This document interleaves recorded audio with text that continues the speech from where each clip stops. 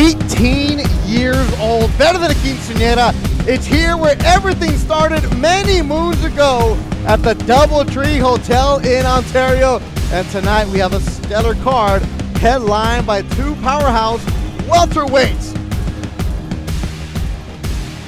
Roberto Arriaza, El Nica, the Nicaraguense, and Juan Ruiz will clash in the middle of the ring for the WBO Intercontinental Title. That should be a good one at 147 pounds.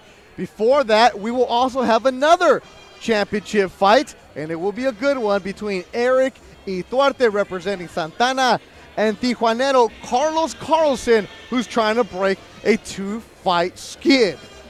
Welcome to the Doubletree in Ontario. Usually it's Steve Kim on introducing, but he's not here tonight. He's on assignment in New York.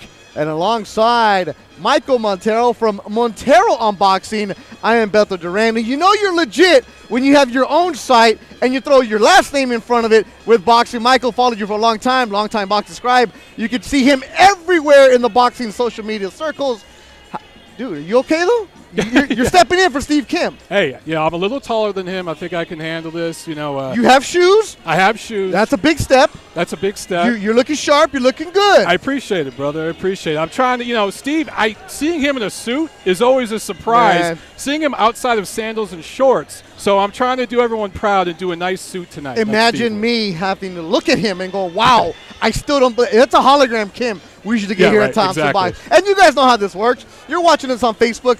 Been a year we've been doing it. We interact with you. Michael's never experienced it. So ask him a bunch of questions. Get him going. He's telling me we're doing this. But I'm like, no, Mike, this isn't TV. We're going to have fun with you all over the world. Check in, share alike. We have 5 different fights coming for you. But Michael, this is our 18th anniversary. The most important thing, before you get to pay-per-view, you got to get out of here. The club shows are so important to the boxing life. Absolutely, Beto, you said it best. The club shows are the lifeblood of boxing. Think about it this way. Every 4 years after the Olympics, the big global powerhouse promoters, they pluck the top names from the amateur circuit, the guys that everybody has their eyes on.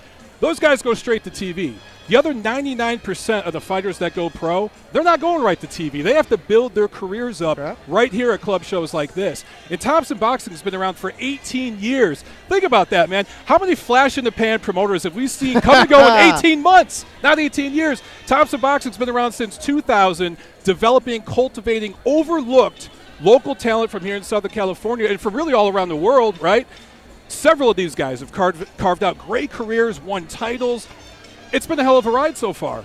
And tonight, we have some great, young, entertaining, explosive prospects to show you guys. Some of these guys are already world ranked, maybe ready to fight for a title within the next year or so. The kid in our main event, Roberto Arriaza, 3 straight knockout wins, 3 straight first-round knockout wins, killer right hand. Beto, I don't know about you. I'm excited for tonight's action. I'm excited that you're here with me because I can feel that vibe, bro. We got to get the Italian passion. The vibes. You got to get the vibes. And one thing that Thompson does is they bring you excellent in fights. And let's look back at the 18 years of business that Thompson Boxing has been in.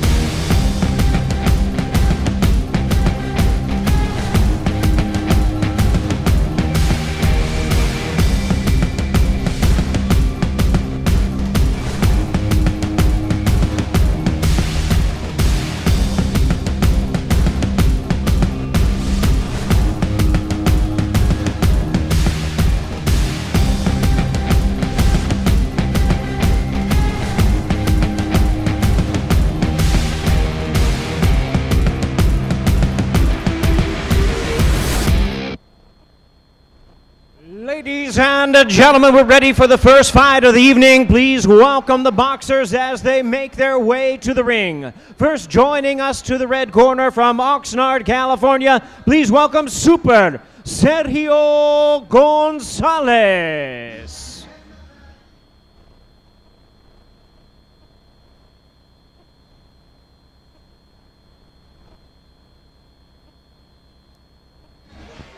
Our first fight of the night with a big old smile out of him, representing the 805, that is Sergio Gonzalez. Thanks for everybody joining us all over the world. And when I do say that, I do mean it, because you guys always check in on the Facebook, say what's up, let us know. Beto Duran and Michael Montero tonight. This is our first fight. Sergio Gonzalez and Ruben Torres. And make sure you guys leave the comments. We will read them all. We do see everything. René Alvarado, el gemelo. Bueno, ¿a poco? Saludos, René Alvarado, el campeón de Nicaragua. Esa es la primera pelea. El Roberto Arriaza va a ser el titular como en 2 horas.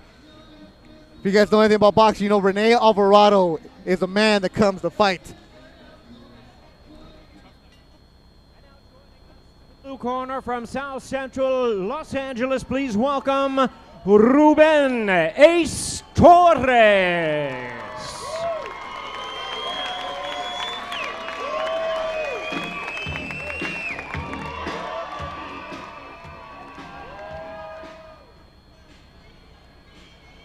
Oh, man. You know it's a Friday when you hear some zap going. South Central Los Angeles, managed by Danny Zamora. Ruben Ace Torres. He's 4-0. 4 KOs. Coach Jerry Arias is who he trains with at Titan Edge Athletics. Watches from Yosemite National Park. Here's for this, Michael. They see Gonzalez already just no wins, 1 loss. Started boxing at age 25.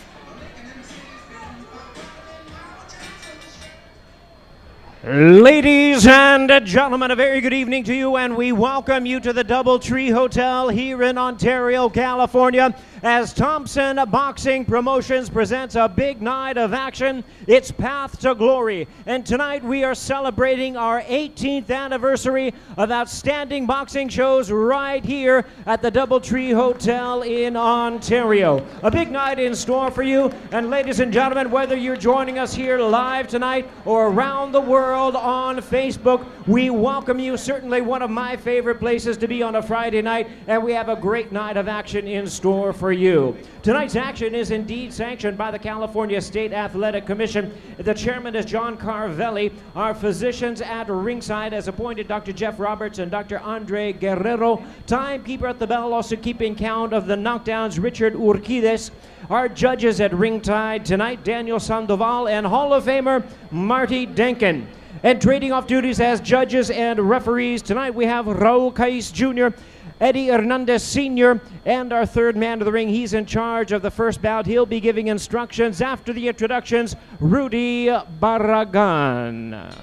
All right, fans, here we go. 4 rounds of boxing in the lightweight division. Introducing to you first on my left, he is fighting out of the red corner. Wearing red trunks with white trim, he weighed in at 131 1/2 pounds. Tonight he is looking for his first win in his second professional bout. From Oxnard, California, introducing Super Sergio Gonzalez. And his opponent across the ring, fighting out of the blue corner to my right, he is wearing yellow trunks with purple trim. His weight 132.4 pounds. His perfect record tonight is 4 wins, no losses. All 4 wins coming by way of knockout from South Central Los Angeles. Please welcome the undefeated Ruben Ace Torres. Once again, our third man of the ring, our referee in charge, Rudy Barragan, now to give instructions. 4 rounds of boxing scheduled. Receive your instructions. Ya agarraron sus instrucciones, ¿ok? Cuídense a todos tiempos y obedézcanme, por favor. 4 rounds. Buena suerte a los dos. Ready to go. Let's look at the telltale. Michael, this is all yours. All right, as you see, Torres is a young kid. He's turning 21 in November. Tall for this division, 6 feet. 4 of his 5 pro fights, this is his 5th pro fight tonight. 4 of them have been here at the Doubletree. This is his home away from home. Ruben Ace Torres trains out of Legends Boxing in Santa Fe, Norwalk. Now lives in Santa Fe Springs. Thanks to everybody joining us on the Facebook. Torres in the Laker purple and gold. I'm sure the Lakers aren't playing right now. I am though, so let me rock the colors. Long fighter with Danny Zamora in his corner. Good trainer, around for a while. And right now, Beto, both guys just trying to establish their jab, just trying to create distance. Torres trying to use his height in there. 2-3. 1-2-3. Thanks to all the Boxing Rundown viewers watching us right now. What's up, Guru, Rokas? You guys do a good job on Monday on the Facebook page, the Boxing Rundown. You guys should get this Torres kid on. He's got a good story. Used to be a college student at San Francisco State for 1 year. Realized he missed boxing. Said, I'm young, I'm going to give it a try. Here he is now as a pro. 4-0, 4 KOs. Thompson Boxing signed him. Really high on this young fighter. Here's a fighter Steve Kim loves, Michael. Yeah, look what he's doing right now, using his height, pushing his opponent back, his shorter opponent. I'd like to see him move his head a little bit more and feint a little bit more as he works his way in. Looks a little stiff. Right there, see, he just caught that jab. This looks a little stiff to me. He needs to move that head and feint. As the ace of SoCal, Forrest Contreras says, can never go wrong with an ace. Does ace work is the hashtag, if you guys are wondering. Give him 2 levels. Ace, you got to make it out to a Thompson Boxing show, man. Michael Montero doing it, and he shows up the first time and he's working with me. That's right, I'm out here working tonight. You need to get out here and enjoy the fights. You show up, you might end up on the mic. Opening bout, 18th year anniversary of Thompson Boxing. Club show, deluxe, sold out ballroom at the Doubletree in Ontario. This is a great venue, such an intimate feel. Very, very passionate crowd. Everybody's into it. And this is just the opening bout of the evening. Everybody's already into it. Well, since Steve Kim is watching at Jimmy's Corner in New York, you know he's not hearing the commentary. So how drunk is Steve Kim right now? Well, let's see. They're 3 hours ahead, Yep. which means he started 3 hours ago. Actually, probably started 8 hours ago. Yeah. I'd say he's pretty tipsy by now. Nice right hand right there by Torres. That's what he needs to do, too. He needs to double up his shots.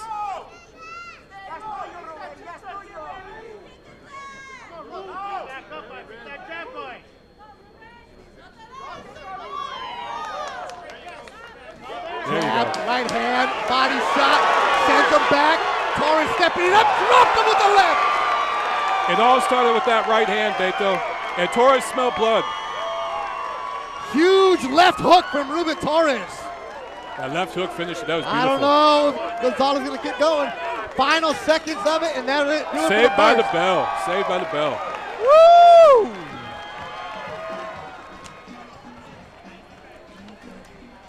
Is that right there? Okay. Let's look at the replays. Michael Montero. Sets it up with that right hand.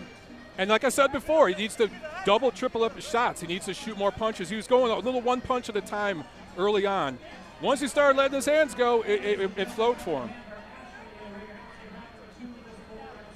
Montero, they're wondering on the Facebook, they said you got to get him on the Boxing Rundown before you leave. Where are you going?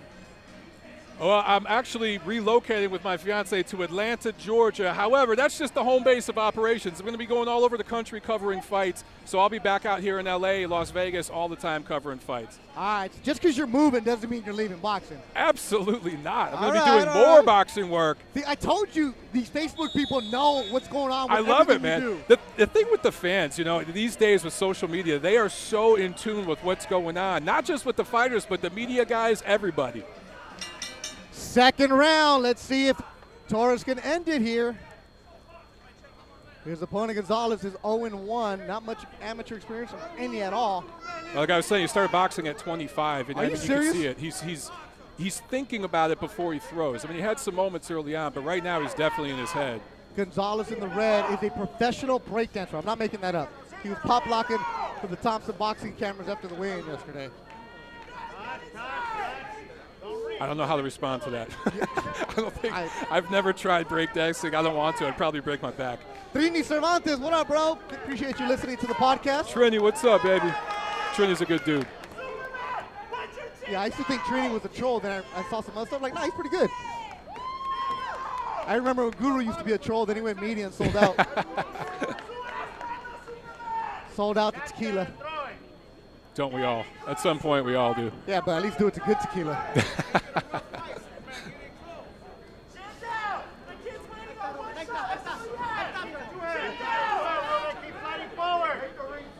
Torres started boxing age of 9, boxing high school. He also played football. So that years where he was in college and he didn't box in high school, he was playing other sports. That, he said, kept him fresh and also kept him hungry. So they like him right now because he doesn't have that wear and tear with some of the other amateurs. Yeah, and he's still young, as we mentioned before. He's only 20, not turning 21 until November. Can't even buy a beer yet. So when you get a young guy like this that doesn't, sometimes you get these guys that had such a long amateur career, they pick up bad habits from the amateurs. It's almost better to get a guy like this that you can mold and carve along the way. Got a lot of sparring with Manny Robles Jr. at Legends. A lot of hub of boxing right now in Southern California. You can see some of the best out there. Absolutely. If you're Gonzalez, you do not want to stand and trade like this. You want to move. See Torres with the eyes wide open. You're the corner of Gonzalez saying, don't get overconfident. I think they heard you, Michael. Nice right hand. Long right hand. I think Torres should try to go to the body, work his way in, and work the body, slow Gonzalez down a little bit. He's using a lot of movement. You only have 4 rounds to work with here. You need to get to work. So right there he had him on the ropes. He should have went to the body. Slow this guy down. There he goes. Gonzalez at a World's Gym in Oxnard.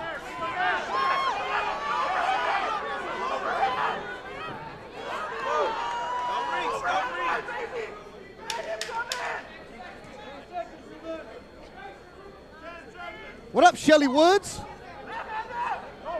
Salvador Carrillo. Jerome Hamilton. I know, Bro Ruckus. I know a lot of these guys. Yeah, they all come in here. I love it. Throwing ice at you. I know, we're getting ice here on the table. Alex Godina says, Montero, please don't hurt him.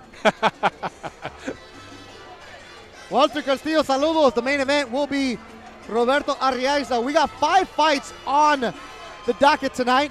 Of course, you watch this on Facebook. The Instagram is on fire. And then afterwards, you can check them out tomorrow, the Thompson Boxing YouTube page. Erick Hernandez Diaz.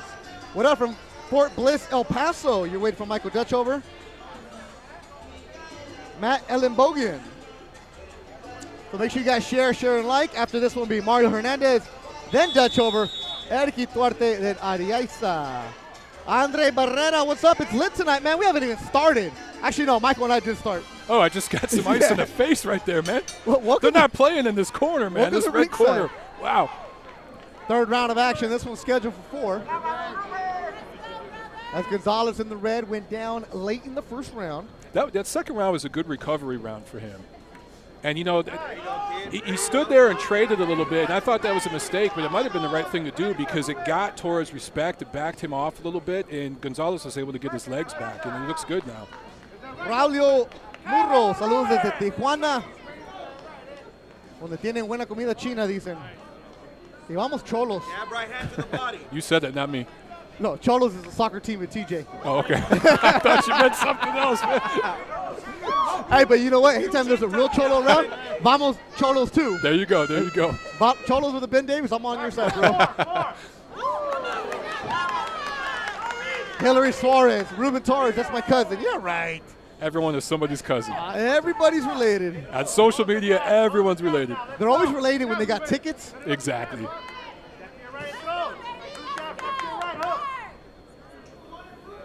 Sergio Gonzalez in the red. Started boxing a year ago. His dad, who was in the Mexican military, passed away. He said he always wanted me to see me fight, so I did. Graduated from Bellflower High in 2011. Randy Vasquez in Ogden, Utah, home of the Raptors. No, wait. Yeah, the Ogden Raptors, the Angels single A team. Using a lot of movement right now. Torres needs to cut the ring off. He's just kind of letting Gonzalez slip out. Right there. He needs to cut the ring off, chop him down. Wait, is he wearing Sonic the Hedgehog socks? I think he... That ring off to the right. No. Oh, Dragon Ball Z. I told you, Montero, we don't watch the fight. We worry about everything else. Hey, you got to check out the socks, man. When you're rocking socks like that, how could you not notice? So he's wearing Dragon Ball Z socks. He's trying to unload. Torres moving around nicely, good body. As Gonzalez in red trying to go for a big shot. Nice he left gets hook. Blocked, and he gets dropped. That's and it. he lands on his face. That's over. Ruben Torres with the monster KO. He's now 5-0. What I like about that, Beto, is he went upstairs, downstairs, right hands, left hands. He mixed up his punches. That's what got it done. That's how you stop a fight. And let's look and see how it ended, Michael. He's got him on the ropes, and he's not letting him out. Left hand, right hand. You know, it was a left hook. It was kind of what we call a 45, half hook, half uppercut. He snuck in there, right there. That was it. After that left, I mean, the right hand, you know, it was already done right there. Joe, is there any way we can slow down that replay? Can we get it slow? Can we show that replay again, Joe, if you can? Because everybody on Facebook is saying, wow. That was a great We'll get you guys again. Right there's that left hand. Do we have the other angle for that? I wish we had an opposite. Yeah, right there. It was that left hand. It looked like a 45. Went right through the guard. Wow. Beautiful, beautiful shot. When this kid Torres smells blood, man, he's like a shark. Great stoppage. Steve Kim really likes this kid, and you can see him as Jimmy Lennon Jr. is inside the ring. Ladies and gentlemen, we have the time of 2 minutes 15 seconds in round number 3. He is the winner by way of knockout, improving to 5-0 with 5 knockouts. The undefeated Ruben Ace Torres.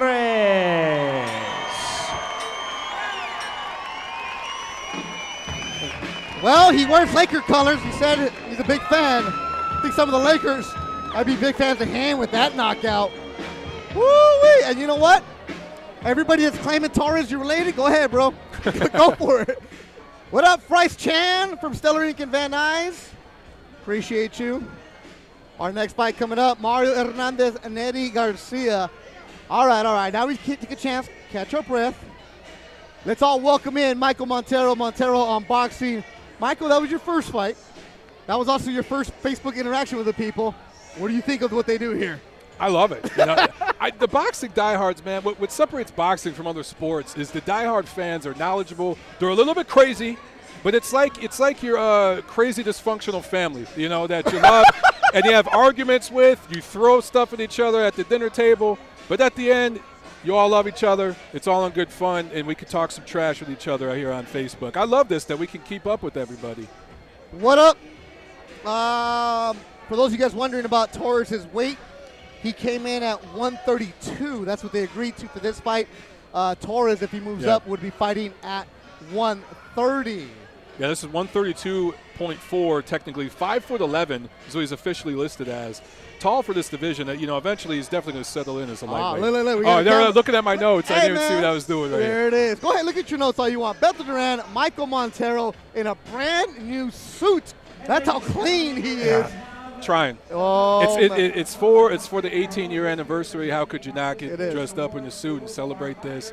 Thompson Boxing, as I said in the intro, man, how many flash in the pan promoters are out of here in 18 months? These guys have been around for 18 years putting on great cards like this. And I love what they're doing with the social media aspect. Way ahead of the game with some of these bigger promoters and networks that don't provide this kind of interaction with fans. Right here. Look, shout out to the Torres entry shirt. Crystal Lighting. See, there's your shout out. Michael Dutchover will be fighting in 2 fights. Right. So everybody in Midland, Texas right now, clear eyes, full hearts, can't lose. We'll take care of you as Dutchover will be the 3rd fight of the night. Do me a favor right now, and on Facebook, let us know where you're checking in from, and share. Let us know what's going on. And right now is a chance for us to meet my partner for tonight, Michael Montero. Obviously, Montero on boxing. But where else can we see you, Michael? Ring Magazine, Boxing Monthly Magazine, which is a UK fight magazine I write for, too, an American correspondent we're for British, them. huh? Oh.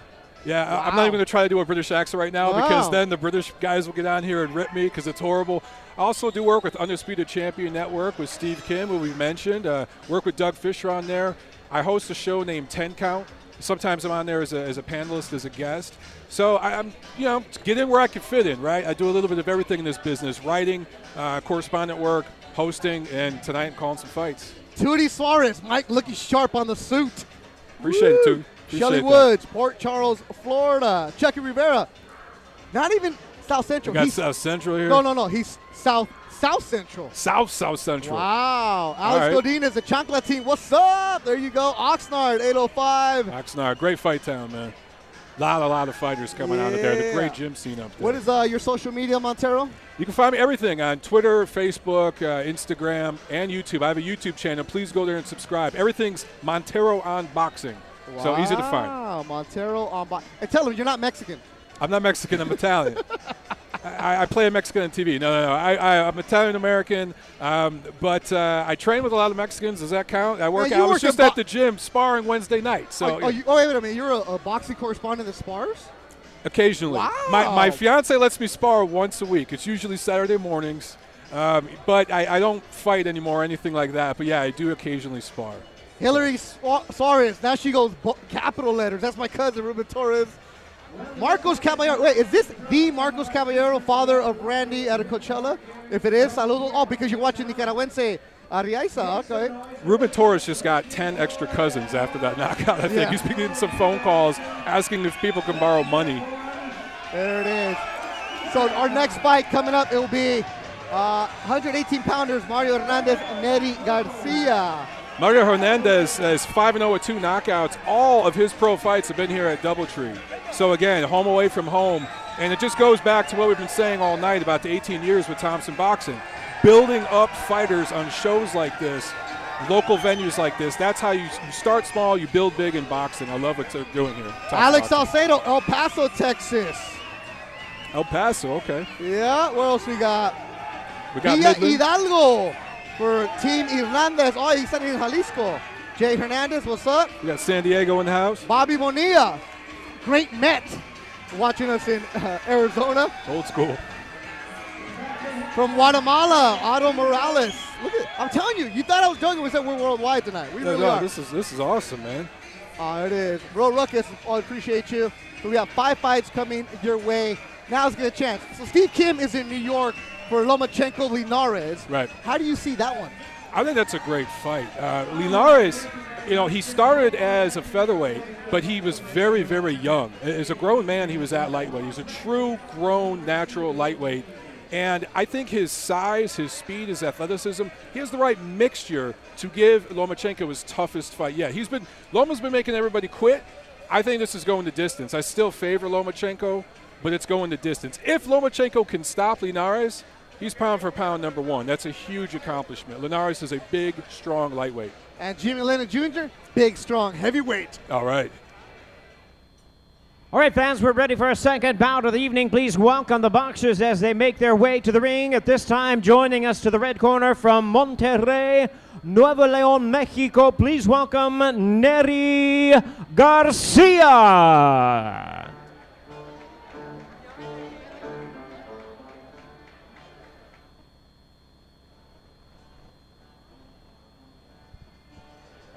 Neri Garcia ready to make his way in to the Doubletree. And he knows the cameras are there, so he's going to take his time. He was actually here at the last Thompson Boxing show with the distance, had a good fight. With a record of 1-4, but his kid comes to scrap, Michael. Now, he also dabbles in mixed martial arts. Yeah. And, I'm curious to see what his footwork looks like. A lot of these guys that come over from MMA into boxing or dabble in both, sometimes their footwork's a little too wide open. Curious to see how he looks in there. But the MMA guys are tough, and they absolutely come to brawl. He's coming into Cartel de Santa, Mexico Lindo y Bandido. You guys didn't think I knew that, huh? Huh. Boom, I know it. Oscar Valdez put me on that, Cartel de Santa.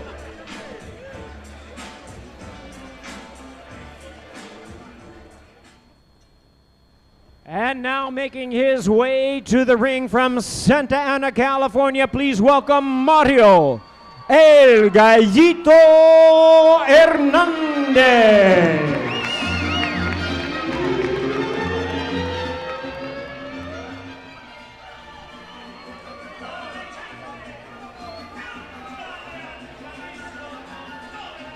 El Tapatillo Vicente Fernandez is a song that Mario Hernandez is coming into. His family is from Jalisco. He now lives in Santana, or is it Santa Ana? Big T, or two words.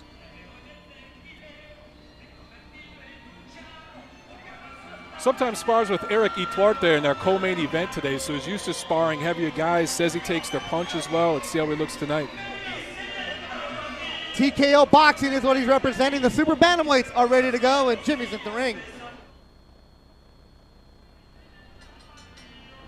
All right, fans, here we go. This bout features bantamweights in the ring. We're scheduled 6 rounds of boxing. Introducing to you first on my left, fighting out of the red corner, wearing black trunks with silver trim. He weighed in at 118.6 pounds. Tonight, looking for his second win in his 6th professional bout. From Monterrey, Nuevo León, Mexico, introducing Nery Garcia.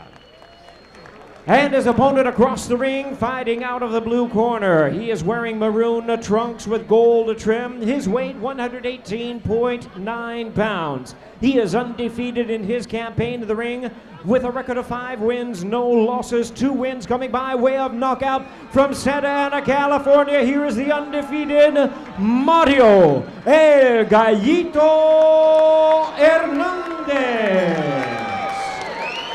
And a referee in charge now to give instructions, Raul Cais Jr.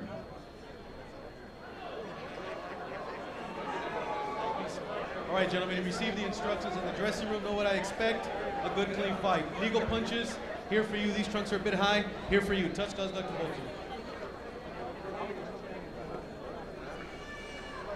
you. Look at the telltale, Michael Montero. You can see the age difference right there. Hernandez is advanced in age, 5 years older than Garcia, but he also brings a lot more boxing experience into the ring with those years. Raul Cais Jr., the third man in the ring. Saludos a Momo Romero, que nos está mirando.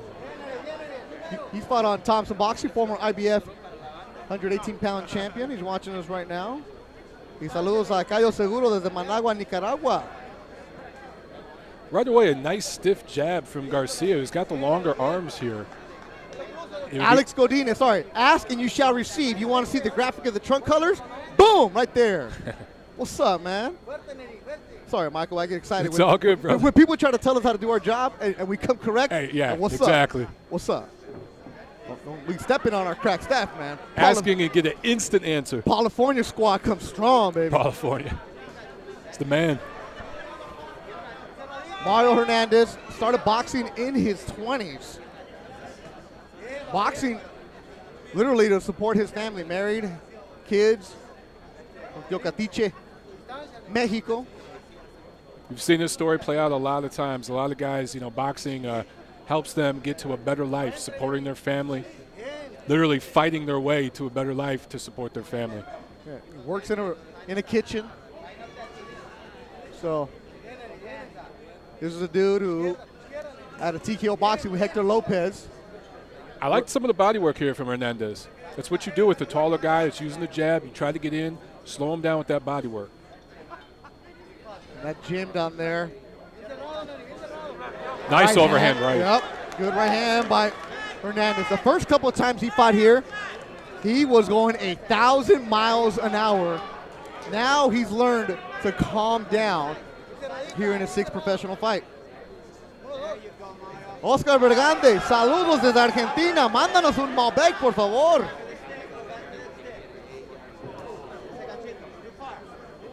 Erick Garcia, 22 years old. He's actually 4-1 in MMA. So I was like, well, why are you boxing? He said, because the money's good. The money's good in boxing. It's a lot better than the money in MMA. And also in Monterrey, it's not that big of a sport. Body shot from go. the Mexican in red. Nice body work here in the corner. That's what you do. You got a guy on the ropes like this, you go to the body. That's what he's doing, trying to dig in. And Garcia covering up against the ropes. Hernandez continuing to go. Upstairs this time, and that's a slip. That was close. I need to see a replay on that because his glove touched the canvas. I just don't know if a shot landed or not. It was hard to see from this angle. Yeah, our Garcia has no problem getting in there and mixing it up with you. He's gone the distance in all his fights. He is the tough out.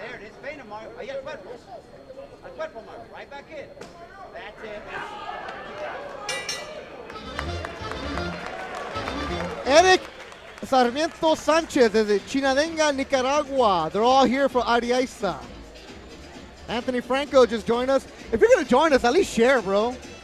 Look, It's the least you can do, right? like, I don't use Facebook, but I've heard that if you share, it's the big thing. So I'm going to say, share.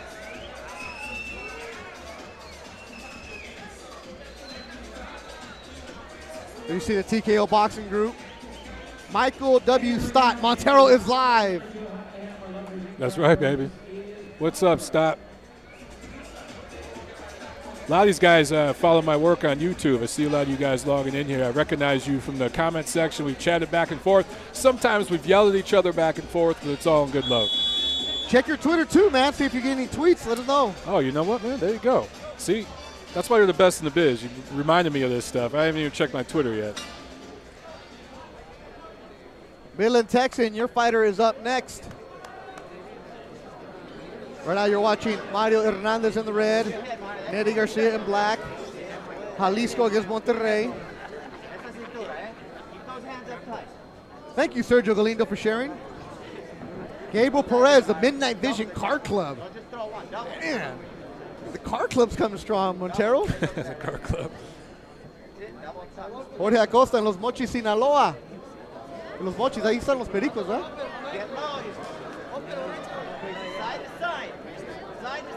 Juan Garcia en Aguascalientes con los Raileros.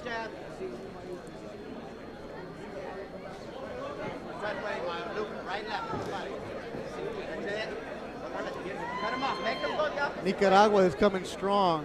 What time is it in Nicaragua? ¿Qué hora son allá? Carlos Carlson, he'll be the co-feature tonight. Saludos también todos los que están en Tijuana. Hey, Google, for real though, where is Lando? That guy loved me for 2 days while I'm doing a radio show, then after he disappears. Funny how that works, right? Right? Los Pericos Sal Sin Zoom. Great. Gracias. Second round. This was scheduled for 6. Hey, Ruckus, don't be coming in here with these Avengers Infinity War cartoon stuff, man. Come on. I have no idea what Avengers Infinity War is. I have no idea. You're watching Boxing on Friday night. You know what? I'm going to go watch your show, and I'm going to start telling people to watch El Señor de los Cielos or something.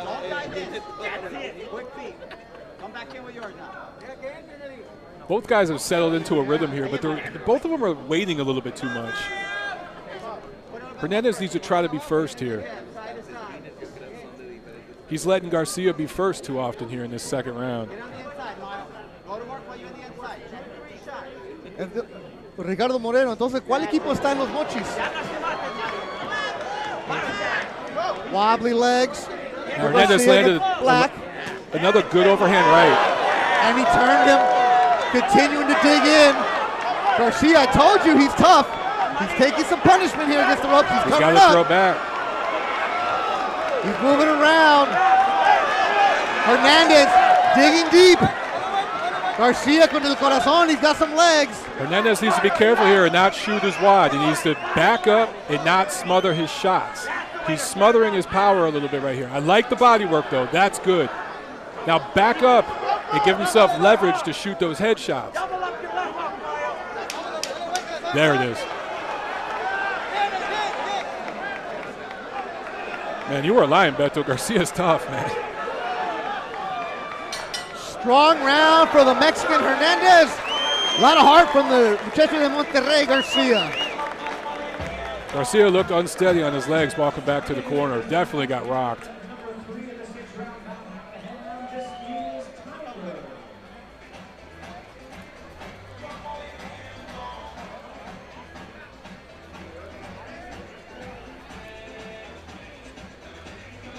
Roman Garcia, no, thank you for watching us. Andre Barrera, I told you it was going to be a good fight, bro. All right, so Nicaragua is 1 hour ahead of us. All right. So they're going to be up late tonight, waiting for Roberto Arriaza.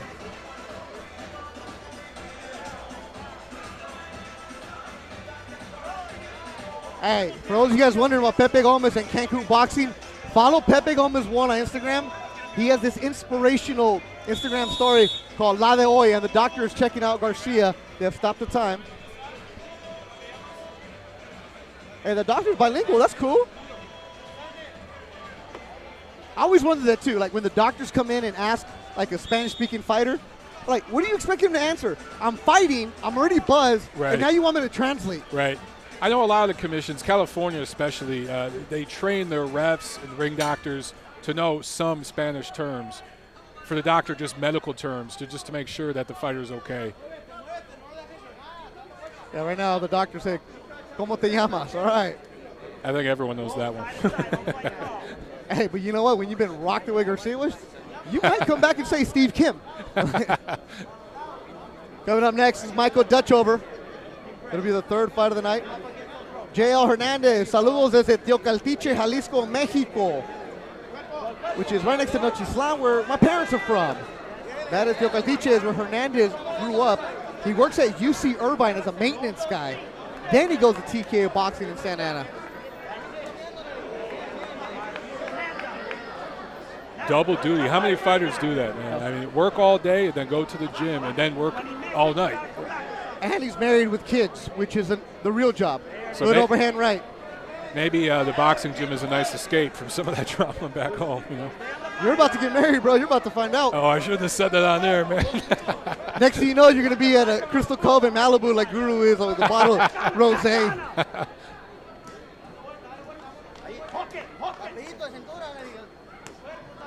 Great body shots, and it's left and right from Hernandez. Dig into the body.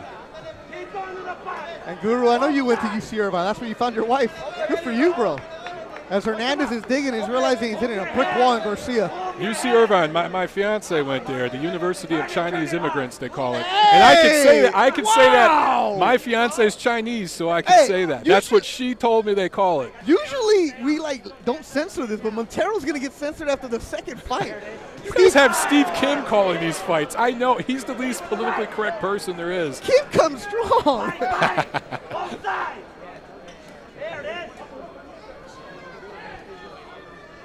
The views and opinions of Michael the Italian Montero do not reflect Thompson Boxing in their 18th year.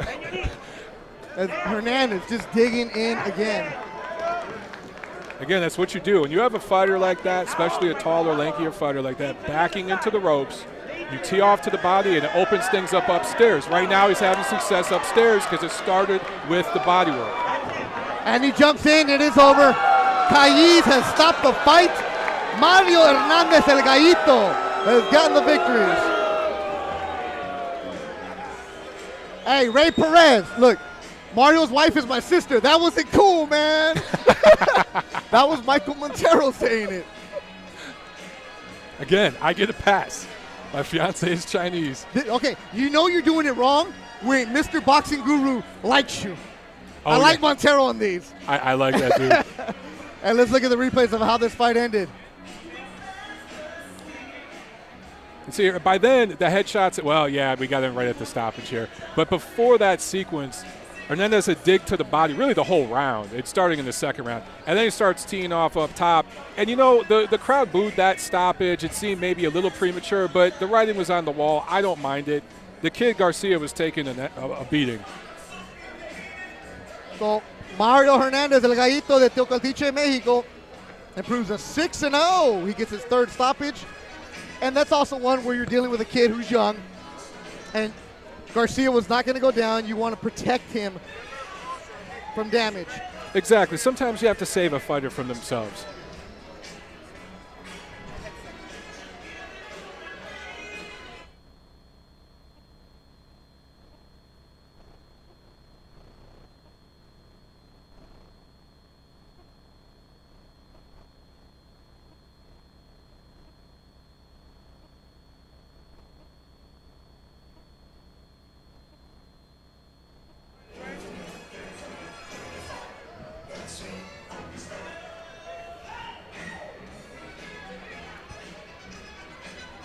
Coming up next will be Michael Dutchover from Midland, Texas. Let everybody know at the Horseshoe what's going on.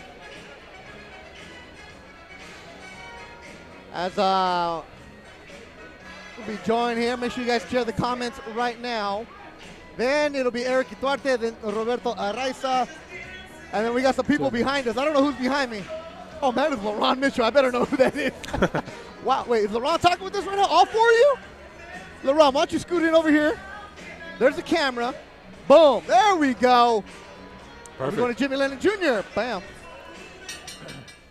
Ladies and gentlemen, we have the time of 2 minutes, 26 seconds in round number 3. A referee in charge, Raul Kais Jr. stops the contest. He is the winner by way of knockout and still undefeated, Mario El Gallito Hernandez.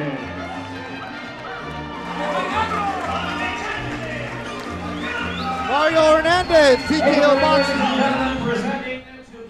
TKO Boxing in Santana now represented as he gets the victory. Beto Duran, Michael Montero still here for now. Ruben Villa, the pride of Salinas. LaRon Mitchell, who's a man of international world. The PE teacher, the youngster who can't drink yet, and Montero, the Italian. First of all, let's start with LaRon because you're a heavyweight and I don't want you to hit me. When are you fighting? Because you were scheduled to fight last month. So what's the latest with you, LaRon? June 30th in Sacramento. For sure. Yes. All right, so the heavyweight LaRon Mitchell's going up. Ruben, what's up with you? Also June 30th in Sacramento. All right, June 30th in Sacramento. We're going up there. 18 years of Thompson Boxing Promotions. It's their anniversary tonight. We're taking a chance to celebrate our fighters. And LaRon, you've been with Thompson longer than Ruben. What's it like fighting for a promoter that knows is going to be there for you all the time? It's a blessing because no matter what, the shows are always packed, no matter who's fighting. And it's always a very good atmosphere, whether you win, lose, or draw. Whenever you come out of the ring, the fans show all the fighters major love. No matter if you won by a vicious knockout or you got knocked out viciously, when you come out, they want pictures. The kids want autographs. Everybody wants hugs. They're trying to buy you beer, huh? I got offered a bunch of beer, but I don't drink. So, yeah, no. So it's a good thing. I couldn't have picked a better promoter. If I wrote it myself, it wouldn't have turned out this good. Now, Ruben, Thompson did something they've never done before. They went on the road to Salinas, California. You sold it out. That means they are investing in you. What does that mean to you? It means a lot, man. When I signed, I really wanted to sign with someone who's really going to move me as much as they did, and everything's been going well thanks to Ken Thompson and Alex Capanova. There we go. Okay, I wasn't on there for a second. I'm like, wait, I'm not hearing anything in my Maybe we don't headphones. want Montero. I know. I think they already muted me because of some of my commentary. I wanted to ask you guys about June 30th. How's camp going? Are you looking forward to the fights? It's up in Sacramento. What's that going to be like? For me, I'm ready. You know what I mean? It's long overdue. So for me, I'm ready. I've been working real hard. I've been working on the basics because no matter what, you can't ever go away from the basics. You can't go wrong. So we've been focusing on that and just making sure that when it comes to 30th, it's the best LaRon Mitchell I can be. Yeah, and after my last victory, just took a little week off and back in the gym. I've been training for a couple weeks and started sparring already. So, yeah, I'll be ready June 30th. Now, LaRon. Yes, sir. Hold on. Joette Gonzalez says, my boy LaRon. Hey, that's my boy Joette. Shout out to Joette, Emilio, the whole camp. I was in nationals with them cats, man, and it was funny because I was a grown man and they were still in high school. So at night, they would do their homework while I was out messing around. One time I was on the phone and he was like, hey, man, tomorrow night, man, could you be quiet? Because I got to study. And so, yeah, I watched him, man. I love Joe Ass. A good dude. Joe Gonzalez, his entire family. Don't Joey, his dad, Joe's. Good young fighters the Golden Boy has. Now, Ruben, for you, what division do you fight at? Featherweight. That's a loaded division. Yeah. And you're starting to see some names. Obviously, you're not ready for a championship fight, but you see the progression of it. When you look at the division, what do you think about? I'm just excited. A lot's coming to our division finally, and finally to show the young guys or the smaller guys could actually, there's more talent in our weight division, and I'm ready to step up and patiently step up and like always, and hopefully get up there soon. That's absolutely a loaded division. Yeah. A lot of great featherweights are coming out of California. Yeah. I don't know if Joseph Diaz Jr. is challenging Gary Russell that Jr. should be a for good title. fight, yeah. And when that fight was first signed, a lot of people thought that Russell was just going to be too quick, too athletic. I actually think Joseph Diaz, he's been more active. He's been improving with every fight. I like him in that fight. I sparred. I got the chance to spar with JoJo, and man, he's a real deal. And good luck to him. And it should be a pretty good fight. It's not going to be a blowout. I feel like he's gonna really do something in that fight. I think it's gonna be a close, competitive, good fight. Yeah. Man. And then speaking about the heavyweights, America heavyweights, we have to talk about the lack of many American heavyweights right in recent years. And it seems like there's been a resurgence in the last few years, and there's been a lot of American heavyweight contenders coming out of California, guys who have challenged for titles and such. So. And now you're a part of that, right? Because you're coming up in that division. What does that mean for you to have your country on your back to a certain degree?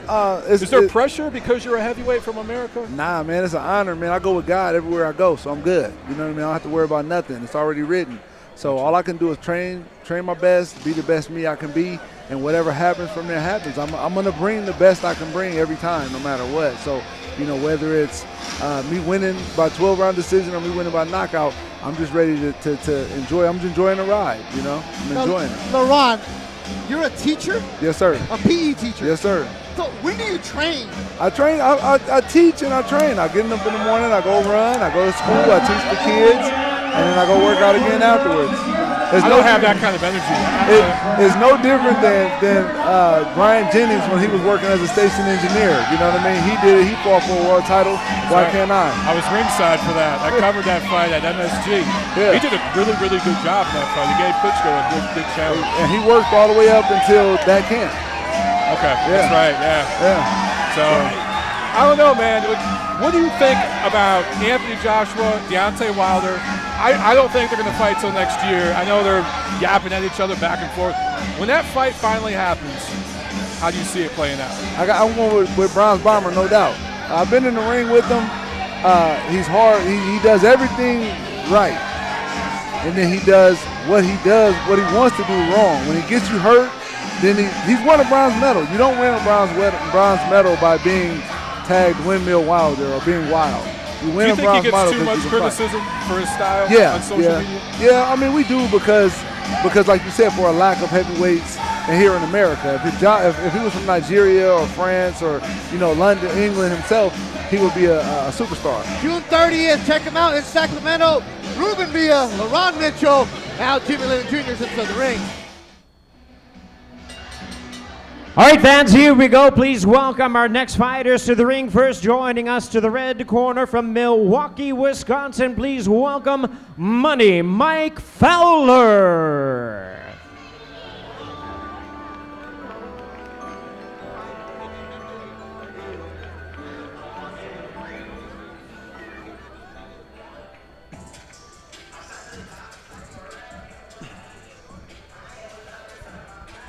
Our third fight of the night, Mike Fowler representing Milwaukee, Wisconsin. Coming in with a record of 6-14. Fighting in California. Actually lived in Vegas for a while. Did a lot of sparring for 3 years at the Mayweather boxing gym. Well, you're going to learn a thing or two at that boxing gym. He's a southpaw, fights with a slick style. It's going to be interesting to see how a Dutchover responds to that slick southpaw style.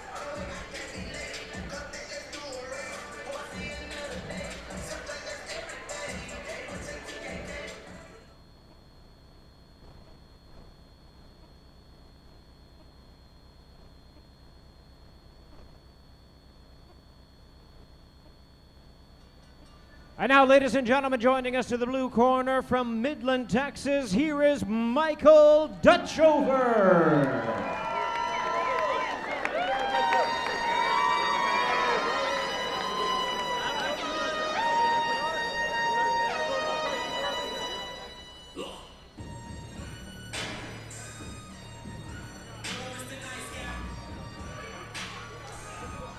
Appreciate you guys all watching in Midland, Texas. Mr. Nice Guy, Ace Hood, is what Michael Dutchover is walking into, representing the Dallas Cowboys, because he is a good Texan, of course. And all you people in Texas, you guys been waiting for it, here it is. So go share on the Facebook. 8 wins, 0 losses, 5 knockouts for Dutchover. This is his 7th bout at Doubletree. It's home away from home. Here we go, 6 rounds of boxing featuring fighters in the junior lightweight division. Introducing to you first on my left, fighting out of the red corner, wearing black and white trunks, he weighed in at 128.7 pounds.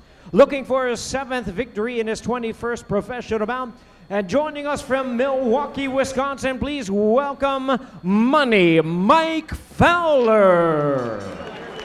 His opponent across the ring, fighting out of the blue corner in this 6-round attraction. He is wearing dark blue trunks with white trim. He weighed in at 130.7 pounds. He is undefeated in his campaign to the ring with a record of 8 wins, no losses, 5 wins coming by way of knockout from Midland, Texas. Please welcome the undefeated Michael Dutchover. A referee in charge of the action now to give instructions, Eddie Hernandez Sr.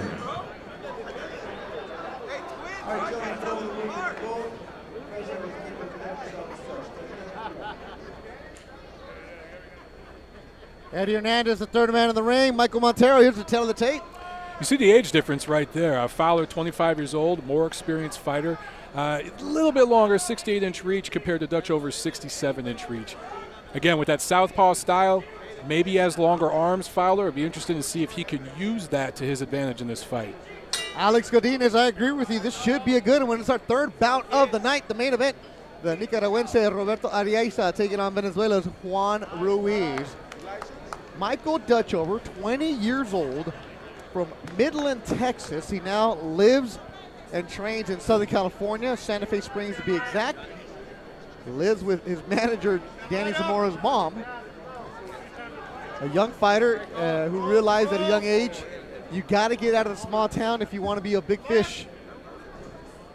Absolutely made the right move coming to Southern California. This is the hottest gym scene in North America, maybe the whole world. Erick Hernandez Diaz and Staff Sergeant Perry from Indiana cheering along for Dutchover in Fort Bliss. Thank you, gentlemen. You hear that shot? Nice right hand from Dutchover. When you got a southpaw moving to his left like that, you shoot that overhand right, you can catch him. Southpaws are open for straight right hands and even overhand right hands. Dutchover, co-promoted by Thompson and Artie Palulo's Banner Promotions. A lot of promise. He's a nice amateur. But when it came time to turn pro, didn't have the big promoters there with him. But he's found a home for himself here with Thompson and Banner, as they're bringing along nicely. Dutchover with a record of 8-0, 5 KOs. Good body shot from Dutchover. Great body shot. That's how you slow a guy like this down. Albert Baker, Instant Boxing and Under the Hand Ramps on YouTube checking in. This is the Baker. first round, Albert. Baker, you missed a couple of great fights, man. Where you been? Yeah, you saw a great knockout by Ruben Torres, and Mario Hernandez got the stoppage. And also, Albert, thank you for your service out there in San Pedro. Absolutely. Former Marine, Semper Fi, fellow Devil Dog, Albert Baker. You're a Marine, Montero? Former Marine, yes, sir. Wait, hold on. I'm not being a smart ass here. I thought it's always, once a Marine, always a Marine. Yes. Well, we don't say ex-Marine, but you could say former Marine. But you're right. Once a Marine, always a Marine. Absolutely. As you can tell, all my friends went to the Marines or somewhere else. Joe Surratt, Viva Montero. Surratt, what's up, man? We got family here tonight on the Facebook, man. This feels like boxing family. 3 nice, 3 body shots in a row from Dutchover in a row. Real nice. Strong right from Dutchover. As Mike Fowler puts his hands down after that shot, and he's in the corner. Yeah, Fowler's staying on the back foot and backing up so he can absorb those kinds of shots. If he was on his front foot, I think he'd still be on the canvas right now off that right hand. The thing is, he's not throwing back. He's just backing up. You can't win fights that way. Good opening round for Dutchover. Looked real good. Real calm. A lot of poise. Actually, Albert Baker, correction, Army Infantry. Oh, shit. So sorry about that, Albert. And we try not to cuss here, Montero. I said shoot. I said shoot. The Ace of SoCal, nice body shot. Reminds me of my weekend in Rosarito. Papas and beer. You're a 35-year-old on spring break. That is living the dream. That is the dream right there, baby. Roll Ruckus, Navy SEAL. The only SEAL you have is the one that you break when you're drinking.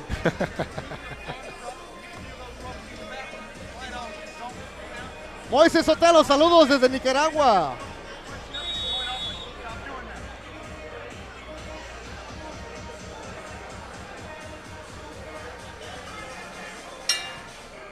Michael Dutchover, the name is Dutch. Somewhere back in the lineage, a Dutch man hooked up with a Latina in Texas. That's where the last name comes from. He was actually in that Guadalajara camp a few months ago with Oscar Valdez, Jesse Magdaleno, where Manny Robles took his guys down there. Oscar Valdez, the 126-pound champ, loved sparring with Dutchover. They took him down there. Culture shock, of course, but also great work for him. Yeah, I can see where you get great work from this guy. Oscar Valdez, great featherweight. Someone who really takes boxing seriously and loves the sport, loves to train.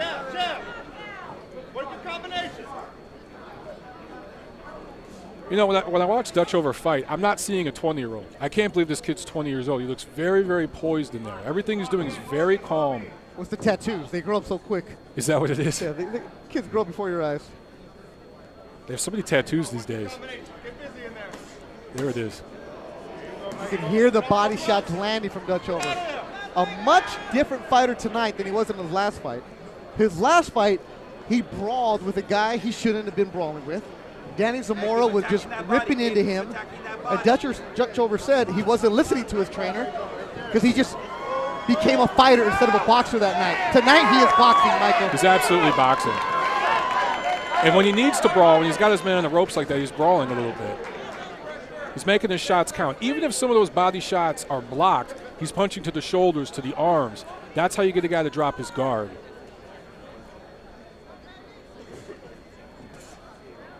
Dutchover spars and trains at Legends Boxing. For this one, he was sparring with Manny Robles Jr. in quality work. Dutchover, a runner in high school at Midland High, loves to run. He said that his PR, his best time for 3 miles was 16 minutes and 10 seconds. For 3 miles? For 3 miles. I was going to say, I don't even think I could run a mile in 16 minutes right now. Guarantee. Oh, and great a body shot shot drops him. It was only a matter of time as he was digging and digging. And here in the second, finally, Fowler succumbs to a body shot. Dutchover put it right around the guard. That was beautifully placed. And you can see Fowler hasn't recovered yet. The legs are still wobbly. The one thing I'm noticing about Fowler, he keeps his elbows out a little bit. See how he keeps his elbows out where he opens up his midsection on the sides, and Dutchover sees that too, and that's why he's digging there. Dutchover trying to finish it. Second round winding down. Strong round from Midland, Texas.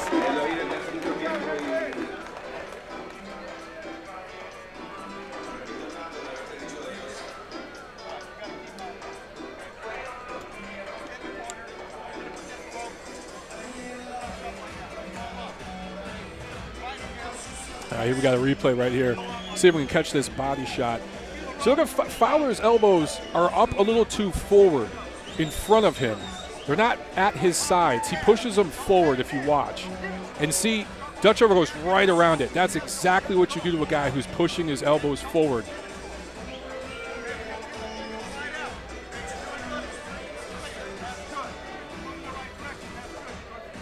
As always, I want to thank Linus Esquire, our security blanket in Philadelphia, who watches everything. Linus, are you in New York? I think you said you were. Ruckus, did you call a third-round knockout? Juan Antonio Tena watching us in Phoenix. What's happening? Shout out to Andrew and Lupito and his brother Andy. There you go, kid. Troy Williams in Stockton. What's up? Home of the Ports. Good jab. Another good body shot. Jab. Light out. Light out. And Money Mike just stays on those ropes. Yeah, if you're going to take that Money nickname, I like the movement, but you got to do something with it. You're going to take the Money nickname, you got to back that up. And right now, Fowler's just backing up, and he's not. He's trying to throw back a little bit here. He's holding his ground a little bit here in the center of the ring. This is where he needs to be. When he backs up into the ropes, really volunteers to back up into the ropes like that. That's just letting Dutchover tee off. See right here, this is not where he wants to be. And he's voluntarily doing that. 20-year-old going to the body. You don't say that often, right? Absolutely not. Usually they just, another body shot. Same side. And again, Fowler put his elbows forward instead of to his side, and Dutchover went right around him. And it's over. 2 body shots end the night. Michael Dutchover representing Midtown Soldiers Boxing Club where it got going, and also the Midland Bulldogs. He's going back to Texas with a record of 9-0. He's got his 6th stoppage. GP Dutch here on Facebook says all Dutchovers are related. Look it up. Okay, Dutch over here. I think it was a right, left. It was actually the left there that got it done. But the conscious effort to dig to the body, you gotta like that. Yeah, if you see on that left hook to the body that we just showed here on the replay, he turned his front foot as he shot it. He dug down. He dipped his left shoulder down, and then he turned over with that front foot. That is textbook. That is how you dig to the body and make it count. Coach Jerry Arias, his Dutchover strength and conditioning coach out of Titan Edge Athletics in Whittier, writes in from Yosemite, by the way. He's running the half marathon. We worked with Dutchover on being more explosive with his punches. This training camp, we definitely saw it tonight. Absolutely, we saw it tonight. He made everything count. And again, to go back to the first round, some of those shots were being blocked. They were hitting gloves, they were hitting shoulders, they were hitting the arms, but that is how you wear a guy down. Eventually, those shots start to land. Ladies and gentlemen, we have the time of 1 minute 19 seconds in round number 3. A referee in charge, Eddie Hernandez Sr., calls a halt to the contest. He is the winner by way of knockout. He is still undefeated, Michael Dutchover. With his hashtag AG2G, Michael Dutchover. And yes, all the Dutchovers are related. Spurs fan, Cowboy fan, and he said the Cowboys are going to do really good, which is what I hear from every Cowboy every year. We hear that every year. I don't buy it. It got the best stadium in pro sports, though, at least in the United States. Yeah, they do. It's a beautiful facility. And for those of you wondering, Thompson Boxing and Michael Dutchover will be going to Midland, Texas sometime in the fall. Maria Armendariz. Beautiful, just beautiful. I'm one proud aunt. And at this time, ladies and gentlemen, presenting the participation awards to our fighters here in this junior lightweight attraction. We have the following from Pacific Masonry Walls, Oscar and Fidel Perez. Along with our Bethel Duran, Michael Montero, and you. And Bobby Boucher's running around here somewhere. Ernie from Everlasting's around here. Henry Ramirez and his Rams are around here.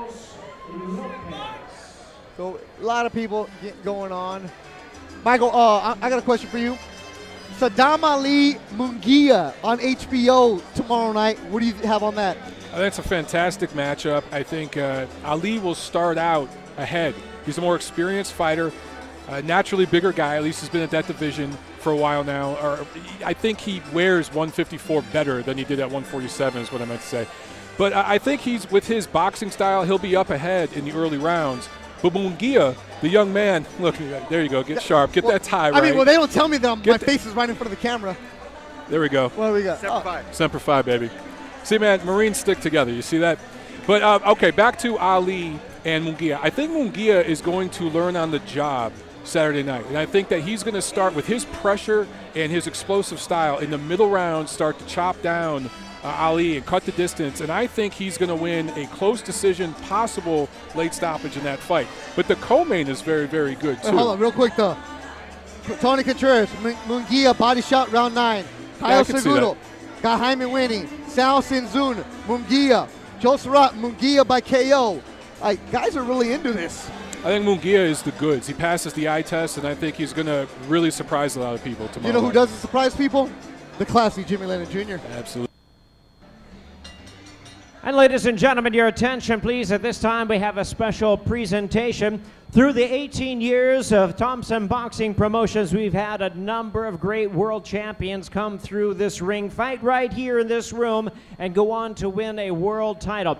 We have 3 young talents we would like to introduce to you at this time, 3 current champions that are brought to you courtesy of Thompson Boxing Promotions. One of the top prospects of the featherweight division, with an impressive record of 11-0 with 4 knockouts. He recently won the WBO Youth Featherweight title in his hometown of Salinas, California. Ladies and gentlemen, please welcome to the ring, Ruben Villa.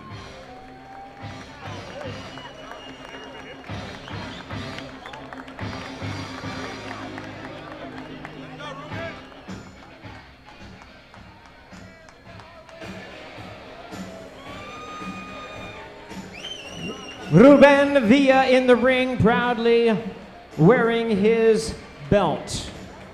And now, ladies and gentlemen, our next sensational talent we wish to recognize is an unbeaten heavyweight contender with an excellent record of 16-0 with 14 knockouts. Please put your hands together for the junior NABF heavyweight champion, LaRon Mitchell.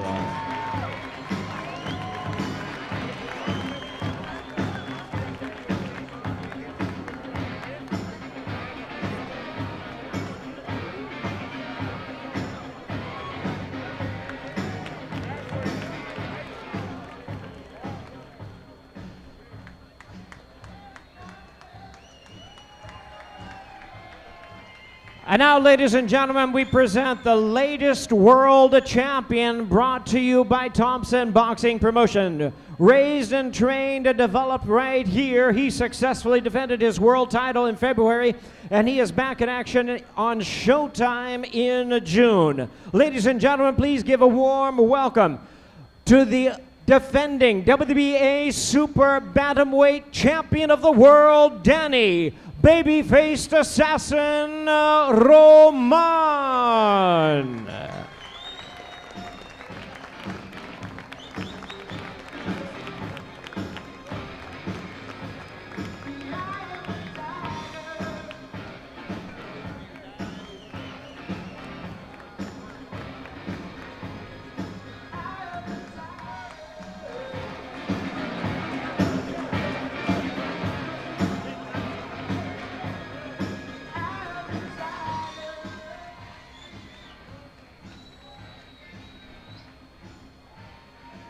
Ladies and gentlemen, once again, how about a hand for all 3 of our tremendous talents here tonight?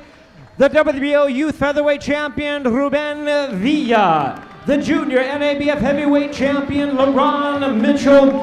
And the WBA Super Bantamweight Champion of the World, Danny Baby-faced Assassin Roman.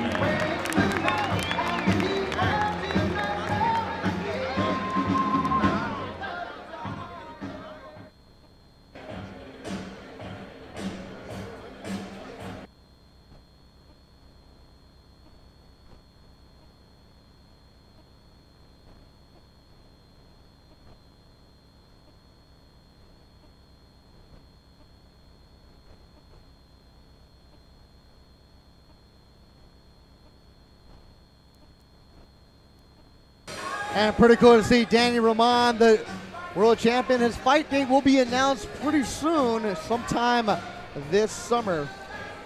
No, we're good. Oh, man. You better talk. I don't know what's going on. Let me take care of this. Man, Montero, they got him. I thought they were going to snatch me out of here for some of my comments before. Said. Yeah. Montero got it. Well, right now, you know what? Before Montero gets arrested, let's go to a video of our next fight as Ituarte and Carlson sat down with the Thompson Boxing cameras, and hopefully Montero's here. I know. Be quiet. The FBI is here in the building? I don't know. My preparation went really good for this fight. I've been sparring with a lot of great fighters, and I feel really good. I'm strong, and I'm ready. I know Carlson is a great fighter. He's been fighting for a world title, and we know he's dangerous, but we're ready. We're ready to face him, and if he wants to fight, we're gonna fight the inside, boxing, whatever he wants. All my fights for me are important. This fight especially is important because I know after I beat him, I'm gonna go up in the ranks. So yeah, I'm excited to fight. I'm excited to be in the ring tomorrow night. I'm an aggressive fighter, and I'm gonna do whatever I have to do to take the win tomorrow. I'm very passionate with my love for the sport, for the boxing, and I'm always give my 100% in the ring, and that's all. Give it my all in the ring and bring the win.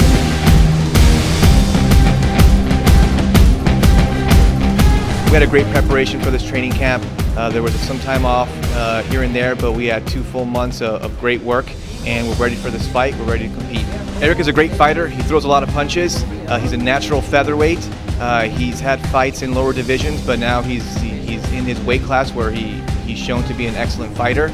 That said, we're going to give the fans a great fight, and we're ready to put on a good show. I fought for a world title at 118, but after that, the weight was too much. We couldn't make that weight anymore, so we jumped to 124, and we felt okay. But now that we're at full featherweight at 126, we feel strong and confident in this division, and we look forward to showcasing what we have tomorrow night. My second chance to fight for a world title. That's what we all want to do. As boxers, we want to compete for a world title, and this is another opportunity for me to gain recognition into the world rankings at featherweight, and that's our goal, is to get that chance to be in the mix for another world title shot. But it starts with tonight and winning this fight against Ituarte.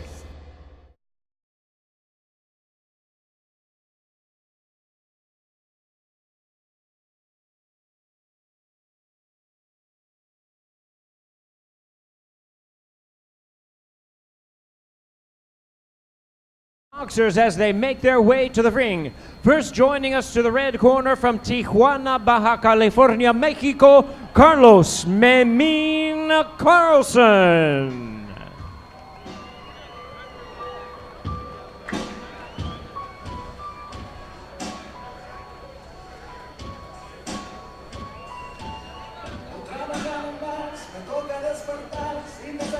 El Tijuanero, who's lost his last 2 fights, is Carlos Carlson out of Tijuana, Mexico. Coming into La Calle para Tercer Cielo. That one I Shazam. Tony Contreras. This is a fighter that is sponsored by Hong Kong Spine Establishments. He's got world championship level experience. He fought Shinsuke Yamanaka last March. He lost that fight TKO 7, but you can't put a price tag on that kind of experience. He's going to bring that into the ring tonight against Ituarte. Brandon Trejo watching us out of Napa. What's happening, Brandon? We'll see you back in the ring soon on a Thompson Boxing show. And now making his way to the ring, please welcome from Santa Ana, California, the All-American boy, Erick Ituarte.